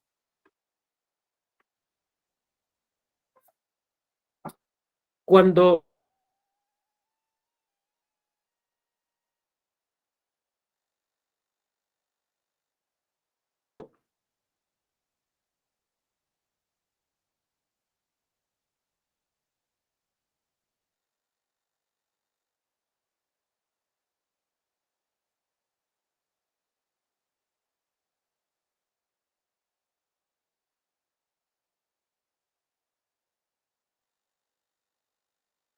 perdonen, al presentarme votó, pero como pueden ver ya regresé rápido. A veces sucede esto, ¿no? La tecnología no tiene palabra de honor. Bien, ¿sí se ve la presentación? Perfecto. Cuando se presenta la denuncia ante un órgano que no sea la Secretaría Ejecutiva o la UTC, el órgano que la recibe debe remitirla a la Unidad Técnica de lo Contencioso Electoral en 48 horas. Ustedes van a decir, oye, ¿por qué no de inmediato? Bueno, pues porque a lo mejor quien lo recibió fue una junta distrital en Baja California o una junta distrital en Campeche y la unidad técnica está aquí en la Ciudad de México. Entonces, bueno, pues hay que remitirla. Entonces, el órgano que recibe, remite. Ahora, ojo, el órgano que recibe no admite, porque no tiene competencia para admitir, simplemente recibe y turna. La unidad técnica, una vez que tenga la denuncia, procede a hacer estos 4 actos. Primero, bueno, pues llevar el registro, notificar al Consejo General que sepan que se presentó esta denuncia, revisarla para ver si hay que prevenir, por ejemplo, no viene bien el domicilio, hay alguna duda con la firma, que nos ratifiquen la firma, por ejemplo. Analizarla para admitir o desechar. Se tienen 5 días para admitir o desechar. Y en su caso determinar las diligencias necesarias. Muy bien. A ver. Ahora, ¿qué pasa? A ver, esto que nos va a plantear suele suceder, no me lo estoy inventando. Hay veces que se presenta la denuncia y no queda claro, por ejemplo, si es un asunto electoral o no. Voy a poner un ejemplo. Casi siempre que se ve un mal uso de recursos públicos, la ciudadanía tiende a pensar que es un asunto electoral. Entonces, por ejemplo, sale una noticia de que la presidenta municipal de, no sé, Tangamandapio, aquí sí me lo estoy inventando el caso, ¿no? Le compra la papelería a su primo, que es distribuidor de papelería, ¿no? Y entonces, pues como lo hace un político, una política, mucha gente asume que por ese hecho ya nomás es electoral. Entonces, ¡pum!, hay que denunciar. Entonces nos llega al órgano electoral. Y hay la duda de si el asunto es o no es electoral. Porque si no es electoral, hay que desecharlo. Porque será competencia de la entidad superior de fiscalización o la Contraloría o de cualquier otra instancia, ¿no? Entonces, si no es electoral, hay que desecharlo. Si sí es electoral, hay que tramitarlo. Pero en ese momento yo que soy, digamos, el instructor del asunto, cuando me llegue y lo empiezo a revisar, me queda la duda. Ante la duda, ¿qué debo hacer? ¿Admitir o rechazar?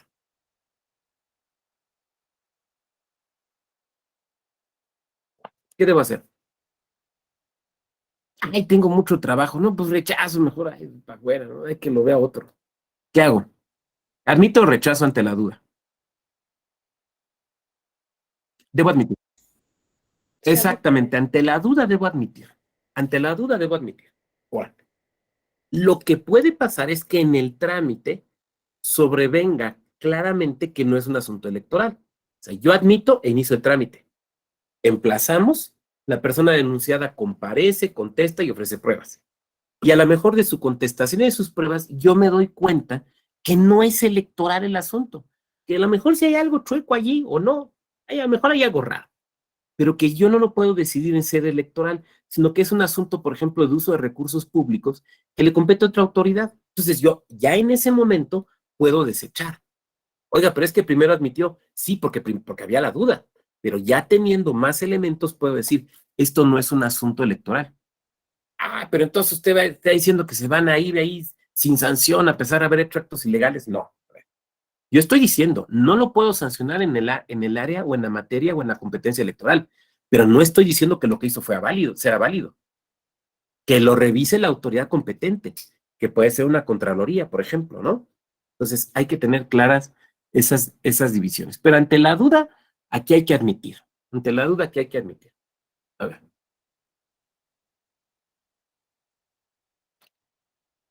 Una vez que la Unidad Técnica de lo Contencioso Electoral admite, primero debe dictar las medidas necesarias para dar fe de los hechos denunciados.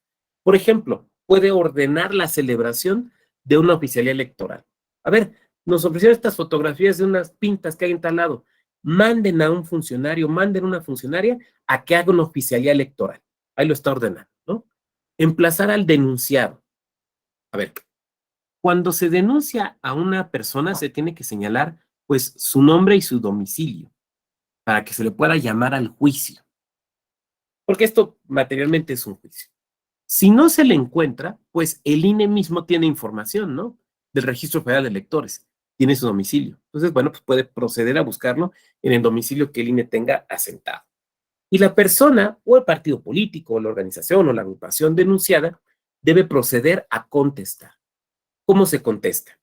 De manera, digamos, similar a cómo se presenta la denuncia. Primero, el nombre y el domicilio. A ver, ¿quién va a obrar en tu nombre? Denunciaron aquí a Martín García. Martín García va a contestar directamente o en su nombre va a obrar Benito Neftalí. Entonces, nombre y domicilio. Confirmas autógrafas de nueva cuenta. Referirse concretamente a los hechos que se le imputan. A ver, están diciendo que usted mandó pintar esta barra. Voy a poner un ejemplo. Ahora, los hechos, ¿cómo se contestan?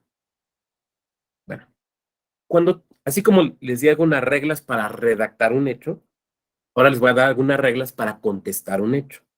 Estas reglas son sí para lo electoral, pero en realidad es para cualquier materia.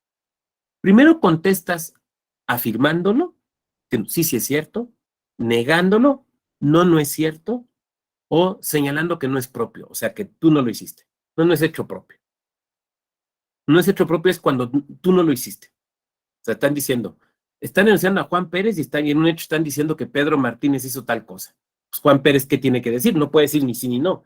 Tiene que decir no es hecho propio porque no lo hice yo, ¿no? Entonces, primero, lo afirmas, lo niegas o dices que no es propio. Después de hacer esto, si tienes que hacer alguna aclaración, la haces. O sea, a lo mejor dices, sí es cierto que se mandó pintar la barda ubicada en tal y tal parte. Sin embargo, es de señalarse que tal y tal cosa. Pero primero ya dijiste que sí. O dijiste que no. Entonces, lo primero es admitir el hecho, negar el hecho o señalar que no es propio. Cuando empiezas a contestar diciendo, es que la narración tiene una serie de inexactitudes, ya empezaste mal, papá. O sea, ya va a ser difícil que te entiendan, ¿no? Y te voy a decir un secreto, ahorita que nadie nos ve y que ni están grabando la clase. Es muy difícil que ganes un asunto si no te entienden. Bien difícil. La única posibilidad de que ganes un asunto si no te entienden es que le entiendan menos al otro. ¿Ok? Entonces, tú tienes que buscar en tus denuncias o quejas y en tus contestaciones claridad. Y la claridad al contestar los hechos es sí, no o no es hecho propio. Y ya después lo que quieras precisar.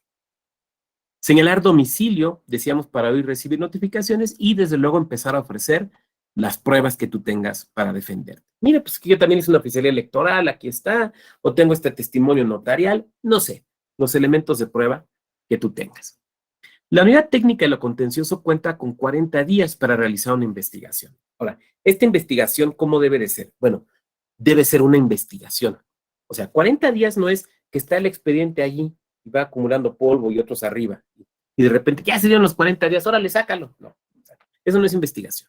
Es qué actos tiene que realizar la autoridad para averiguar la verdad de los hechos. Por lo tanto, la investigación debe ser seria, congruente, idónea, eficaz, expedita, tienes 40 días, completa y exhaustiva. Ustedes han visto que en ocasiones, cuando, por ejemplo, Sala Superior regresa un expediente, muchas veces lo que dice es que la investigación no fue exhaustiva. Por ejemplo, pudiste haberle pedido informes al municipio o a la Secretaría de Economía del Estado, por poner un ejemplo, acerca de quién era el dueño de esos espectaculares y no lo pediste. Entonces no fue exhaustiva, ¿no? No fue idónea, no fue eficaz. Tienes que pedir esa información. Entonces, tiene que cumplirse con estos requisitos. Por lo tanto, los 40 días, insisto, no es para que esté ahí expediente acumulando polvo. Es para que se hagan los actos necesarios, se desahoguen las audiencias también. El secretario del Consejo General podrá solicitar a las autoridades informes, certificaciones y los documentos que consideren necesarios. Por ejemplo, el secretario del Consejo General puede solicitarle al ayuntamiento, no sé, de Camarón de Tejeda, en Veracruz. A ver, por favor, señor secretario del ayuntamiento, remítanos copia certificada del expediente donde obran las constancias en virtud de la cual le dio la constancia de residencia a tal persona. Entonces, puede requerir esa información. Pero también puede instruir a órganos internos del INE a desahogar diligencias. Puede solicitarle, por ejemplo, al vocal o a la vocal secretaria de la Junta Local Ejecutiva del INE en Veracruz, oiga, constitúyase en tal lugar y desahoga una oficialía electoral a efecto de verificar si se encuentra tal espectacular o tal pinta, ¿no? Entonces, puede solicitar el apoyo e información de otras autoridades que no se lo pueden negar, ojo, que no se lo pueden negar, pero también pueden solicitar la realización de diligencias o de actos por parte de otros órganos del propio INE. Cuando concluya el desahogo de las diligencias y de las audiencias, va a poner el expediente a disposición de las partes, que siempre lo está, ¿no? Para que preparen sus conclusiones. Pasado este tiempo, tendrá 10 días para preparar un proyecto de resolución. Ese proyecto de resolución lo manda primero a la Comisión de Quejas y Denuncias, no al Consejo General, sino a la Comisión de Quejas y Denuncias. ¿Por qué a la comisión? Porque la comisión lo va a revisar y la comisión se lo puede regresar a la unidad técnica y decirle, oye, te faltaron estas diligencias, oye, no valoraste bien estas probanzas, oye, esta notificación está chueca, lo que le tenga que decir. O le puede decir, por ejemplo, ¿sabes qué? Sí, está bien.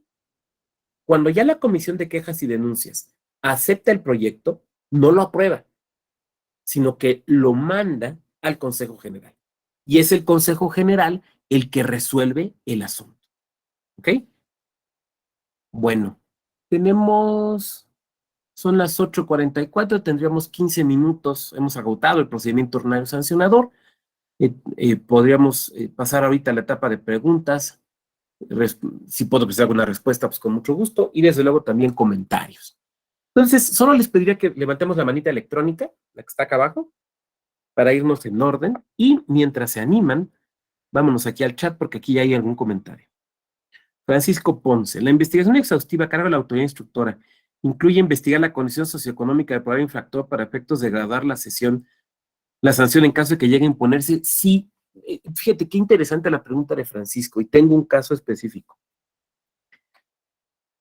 Actualmente, digo, para no hablar de 2004, ¿no? Digamos, de la actualidad. Yo les dije que solamente la primera lámina era histórica, ¿no?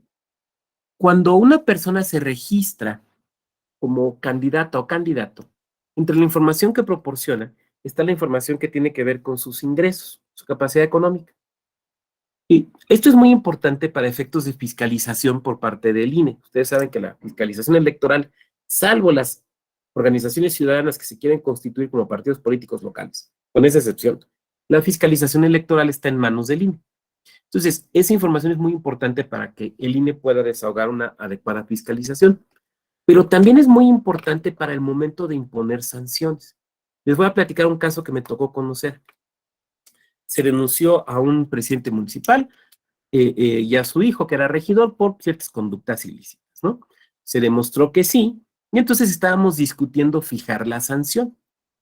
Cuando empezamos a revisar el proyecto para fijar la sanción, nos informan el monto de los ingresos del presidente municipal. Y era un monto muy alto, porque resultaba que el señor presidente municipal tenía, digamos, sus ingresos de presidente municipal, pero también era empresario. Entonces tenía unos ingresos, o sea, sus ingresos de autoridad eran muy chiquitos y los otros eran muy grandotes, ¿no? Entonces aquí viene una pregunta, se las lanzo a ver si el propio Francisco o quien quiera nos la pueda responder. ¿Sobre qué ingreso íbamos a fijar la multa? ¿Sobre su ingreso como presidente municipal? ¿Sobre su ingreso como empresario? ¿O sobre el total de sus ingresos? Adelante, Francisco.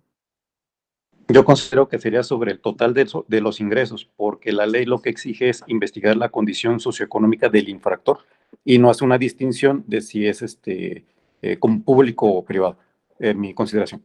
Perfecto, Francisco, muchas gracias. Y te voy a contraargumentar con un argumento que se puso sobre la mesa. A ver, pero lo estamos sancionando porque el acto que realizó era un acto prohibido para un servidor público. O sea, lo ilícito es el acto, pero también la calidad de quien lo hizo, porque lo hizo como servidor público. Entonces, no deberíamos sancionarlo solamente respecto de sus ingresos como servidor público. Bueno, para contestar ese argumento, yo me iría a un principio general de derecho, de que es donde el legislador no distingue, el órgano que está resolviendo jurisdiccional no debería de distinguir. Si bien la conducta que se le atribuye es en función a servidor público, su propia calidad de servidor público, aunado a lo que es su actividad privada, es lo que genera una condición socioeconómica para efectos de que la multa que yo le llegue a imponer, en un caso de que fuera sancionado con multa, realmente disuada la conducta y no lo vuelva a cometer. Vamos a pensar, si me voy a su graduación de servidor público y le impongo una sanción de, por fijar un número, 10,000 pesos, ¿sí? A un servidor público que únicamente tenga ese uso del servidor público, sí le va a doler y no lo va a volver a hacer, que recordemos que es la finalidad de la sanción, disuadir. En cambio, si esta persona en particular dice, no, pues 10,000 pesos no es nada para mí, y lo vuelvo a hacer. Pues sería prácticamente mi forma de contestar ese argumento que se acaba de plantear. Gracias, Francisco. ¿Alguien más? Adelante, Ricardo.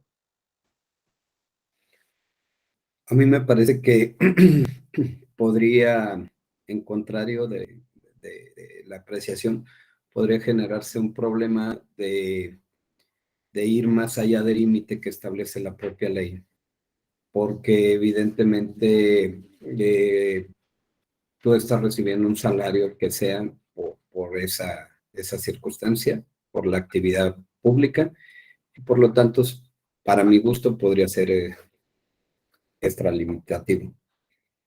Gracias, Ricardo. Muy bien. Gemma.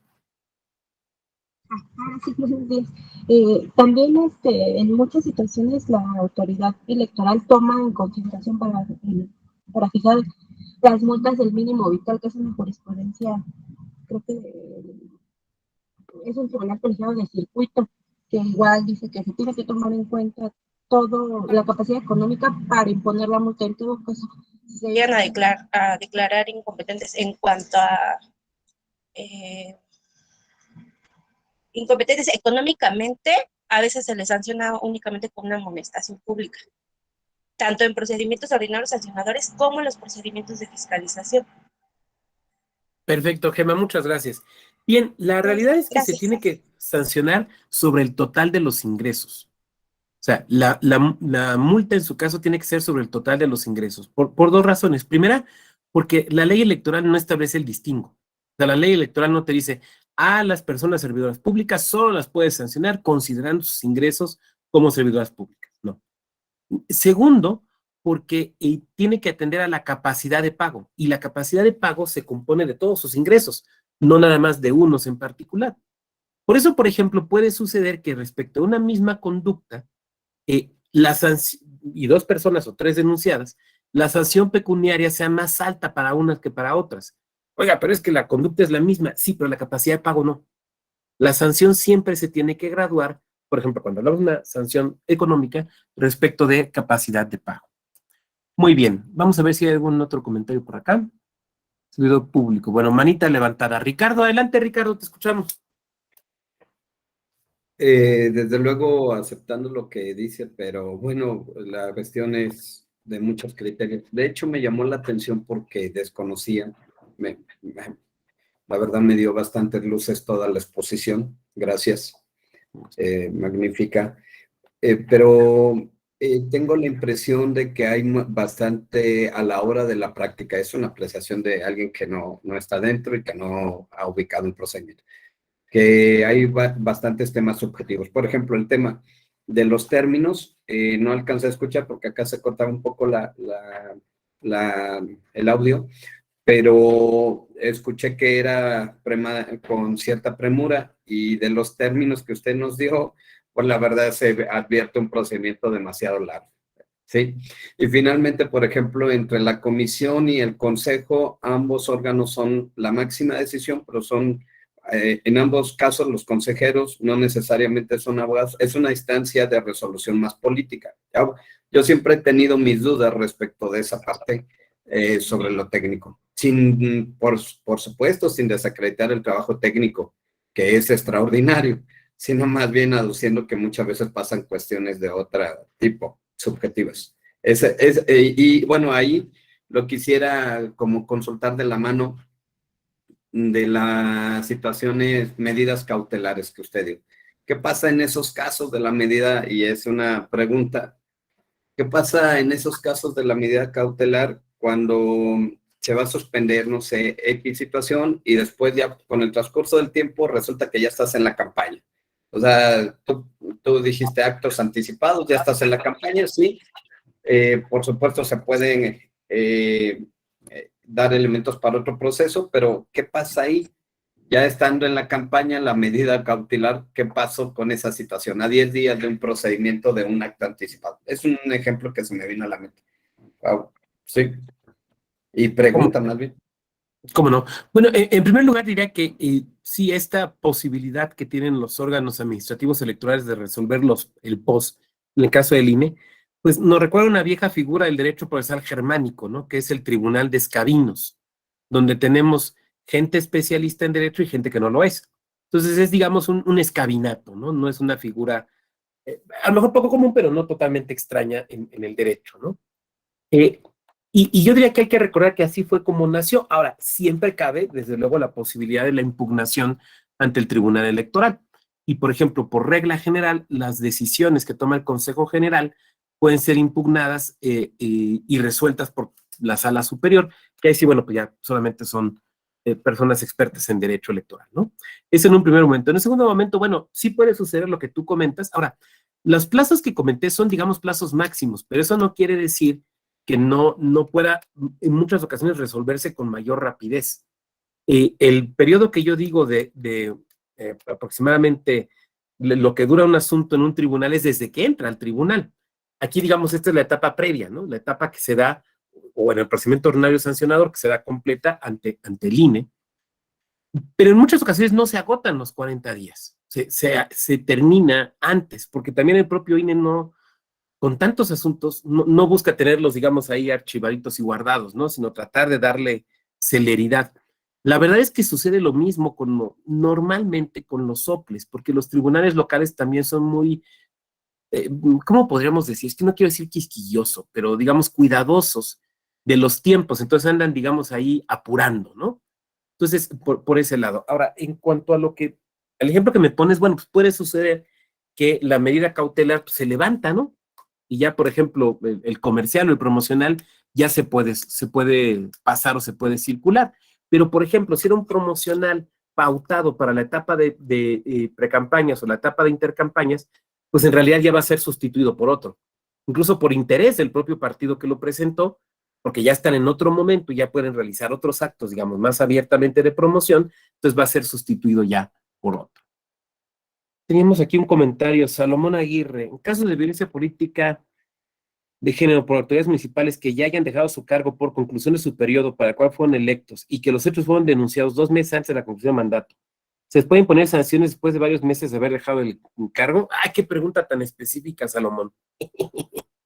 A ver, yo diría que primero que vamos a ver el día de mañana, bueno, no conmigo, con Rubén Rojas Vértiz, van a ver el PES, que es donde se ve justamente esto, o sea, los temas de violencia política de género. ¿Por qué se ven en PES? Bueno, primero porque la ley lo dice, pero la ley lo dice porque porque los criterios de los tribunales los fueron diciendo. El PES, el trámite del PES es muy similar al del POS, rige los mismos principios y demás. Lo que pasa es que es más acelerado, más cortito. Entonces, se ha estimado por parte de los tribunales y después ya se fijó en reforma legal que los procedimientos sancionatorios con motivo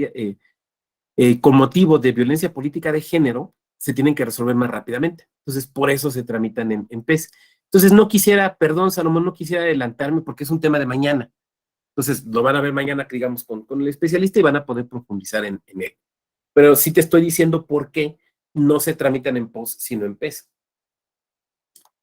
Cuando, digamos, allá por 2016, 17, que empezaron a tramitarse procedimientos electorales en materia de violencia política de género, la violencia política de género ya existía, pero que se empezaron a tramitar. Por lo general, se tramitaban en POS, en procedimiento ordinario sancionador, porque la regla es, todo lo que no es expresamente PES es POS, esa es la regla. Entonces decíamos, si no es PES, es POS. Entonces se empezaban a tramitar en POS. Pero vinieron una serie de impugnaciones de promoventes que se dolían de que el procedimiento era más largo y lo que se necesitaba era una resolución muy rápida, muy eficaz. Entonces lo que decidieron los tribunales fue eso. A ver, no. También violencia política de género se tiene que tramitar en un PES. ¿Por qué razón? Porque es más rápido. Ahora, la realidad es que si tú preguntas, Salomón, con especialistas en violencia política de género, yo he escuchado a algunas comentar que tampoco, que el PES no es el adecuado, que el POS no es el adecuado, pero que el PES tampoco, sino que debería existir un procedimiento específico y concreto. Ahora, la realidad es, o sea, esa es, digamos, la sugerencia de un sector, no diría yo solamente de la doctrina, sino también de abogadas que litigan estos asuntos. La realidad es que en este momento no tenemos un procedimiento especializado en violencia política de género. Por lo tanto, se usa el que es el más ágil y más rápido, que es el PES. Ahora, se usa el PES, pero con algunas adecuaciones, porque, por ejemplo, no puedes hacer revictimización. O sea, no puedes caer en revictimización. Entonces ahí aplicamos los protocolos para juzgar con perspectiva de género. Muy bien, ¿alguien más? Esa pregunta, Salomón, me sonó a que lo estás litigando. Sí, muy bien, pues tenemos el tiempo. Si no hubiera alguna otra duda o comentario, yo les agradezco mucho. A ver, Jazmín, adelante. Buenos días. Una pregunta. En esto de que me estaba comentando la violencia de género, ¿también lo podrían meter como juicio electoral al no tener específicamente una jurisdicción adecuada para violencia de género? Puede entrar como un JDC, por ejemplo. Ok. También hay que atender al caso específico y concreto y a la situación concreta, porque, por ejemplo, en los casos, yo no soy especialista en violencia política de género, pero sí sé que en los casos de violencia política de género, por ejemplo, el dictado de las cautelares es fundamental para proteger a la persona. Entonces, ahí lo que se debe de buscar, o sea, la pregunta a responder esencialmente es, ¿cuál es más rápido para conseguir la protección? Ok. Eso, digamos, que es lo que debe de guiar.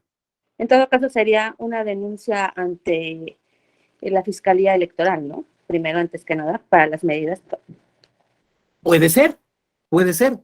A lo que voy es que no podemos nosotros decir en automático siempre este es el mejor camino, sino más bien tener una panoplia de caminos para que la persona que lo está sufriendo y sus abogadas o abogados decidan cuál es el mejor en el caso específico y concreto.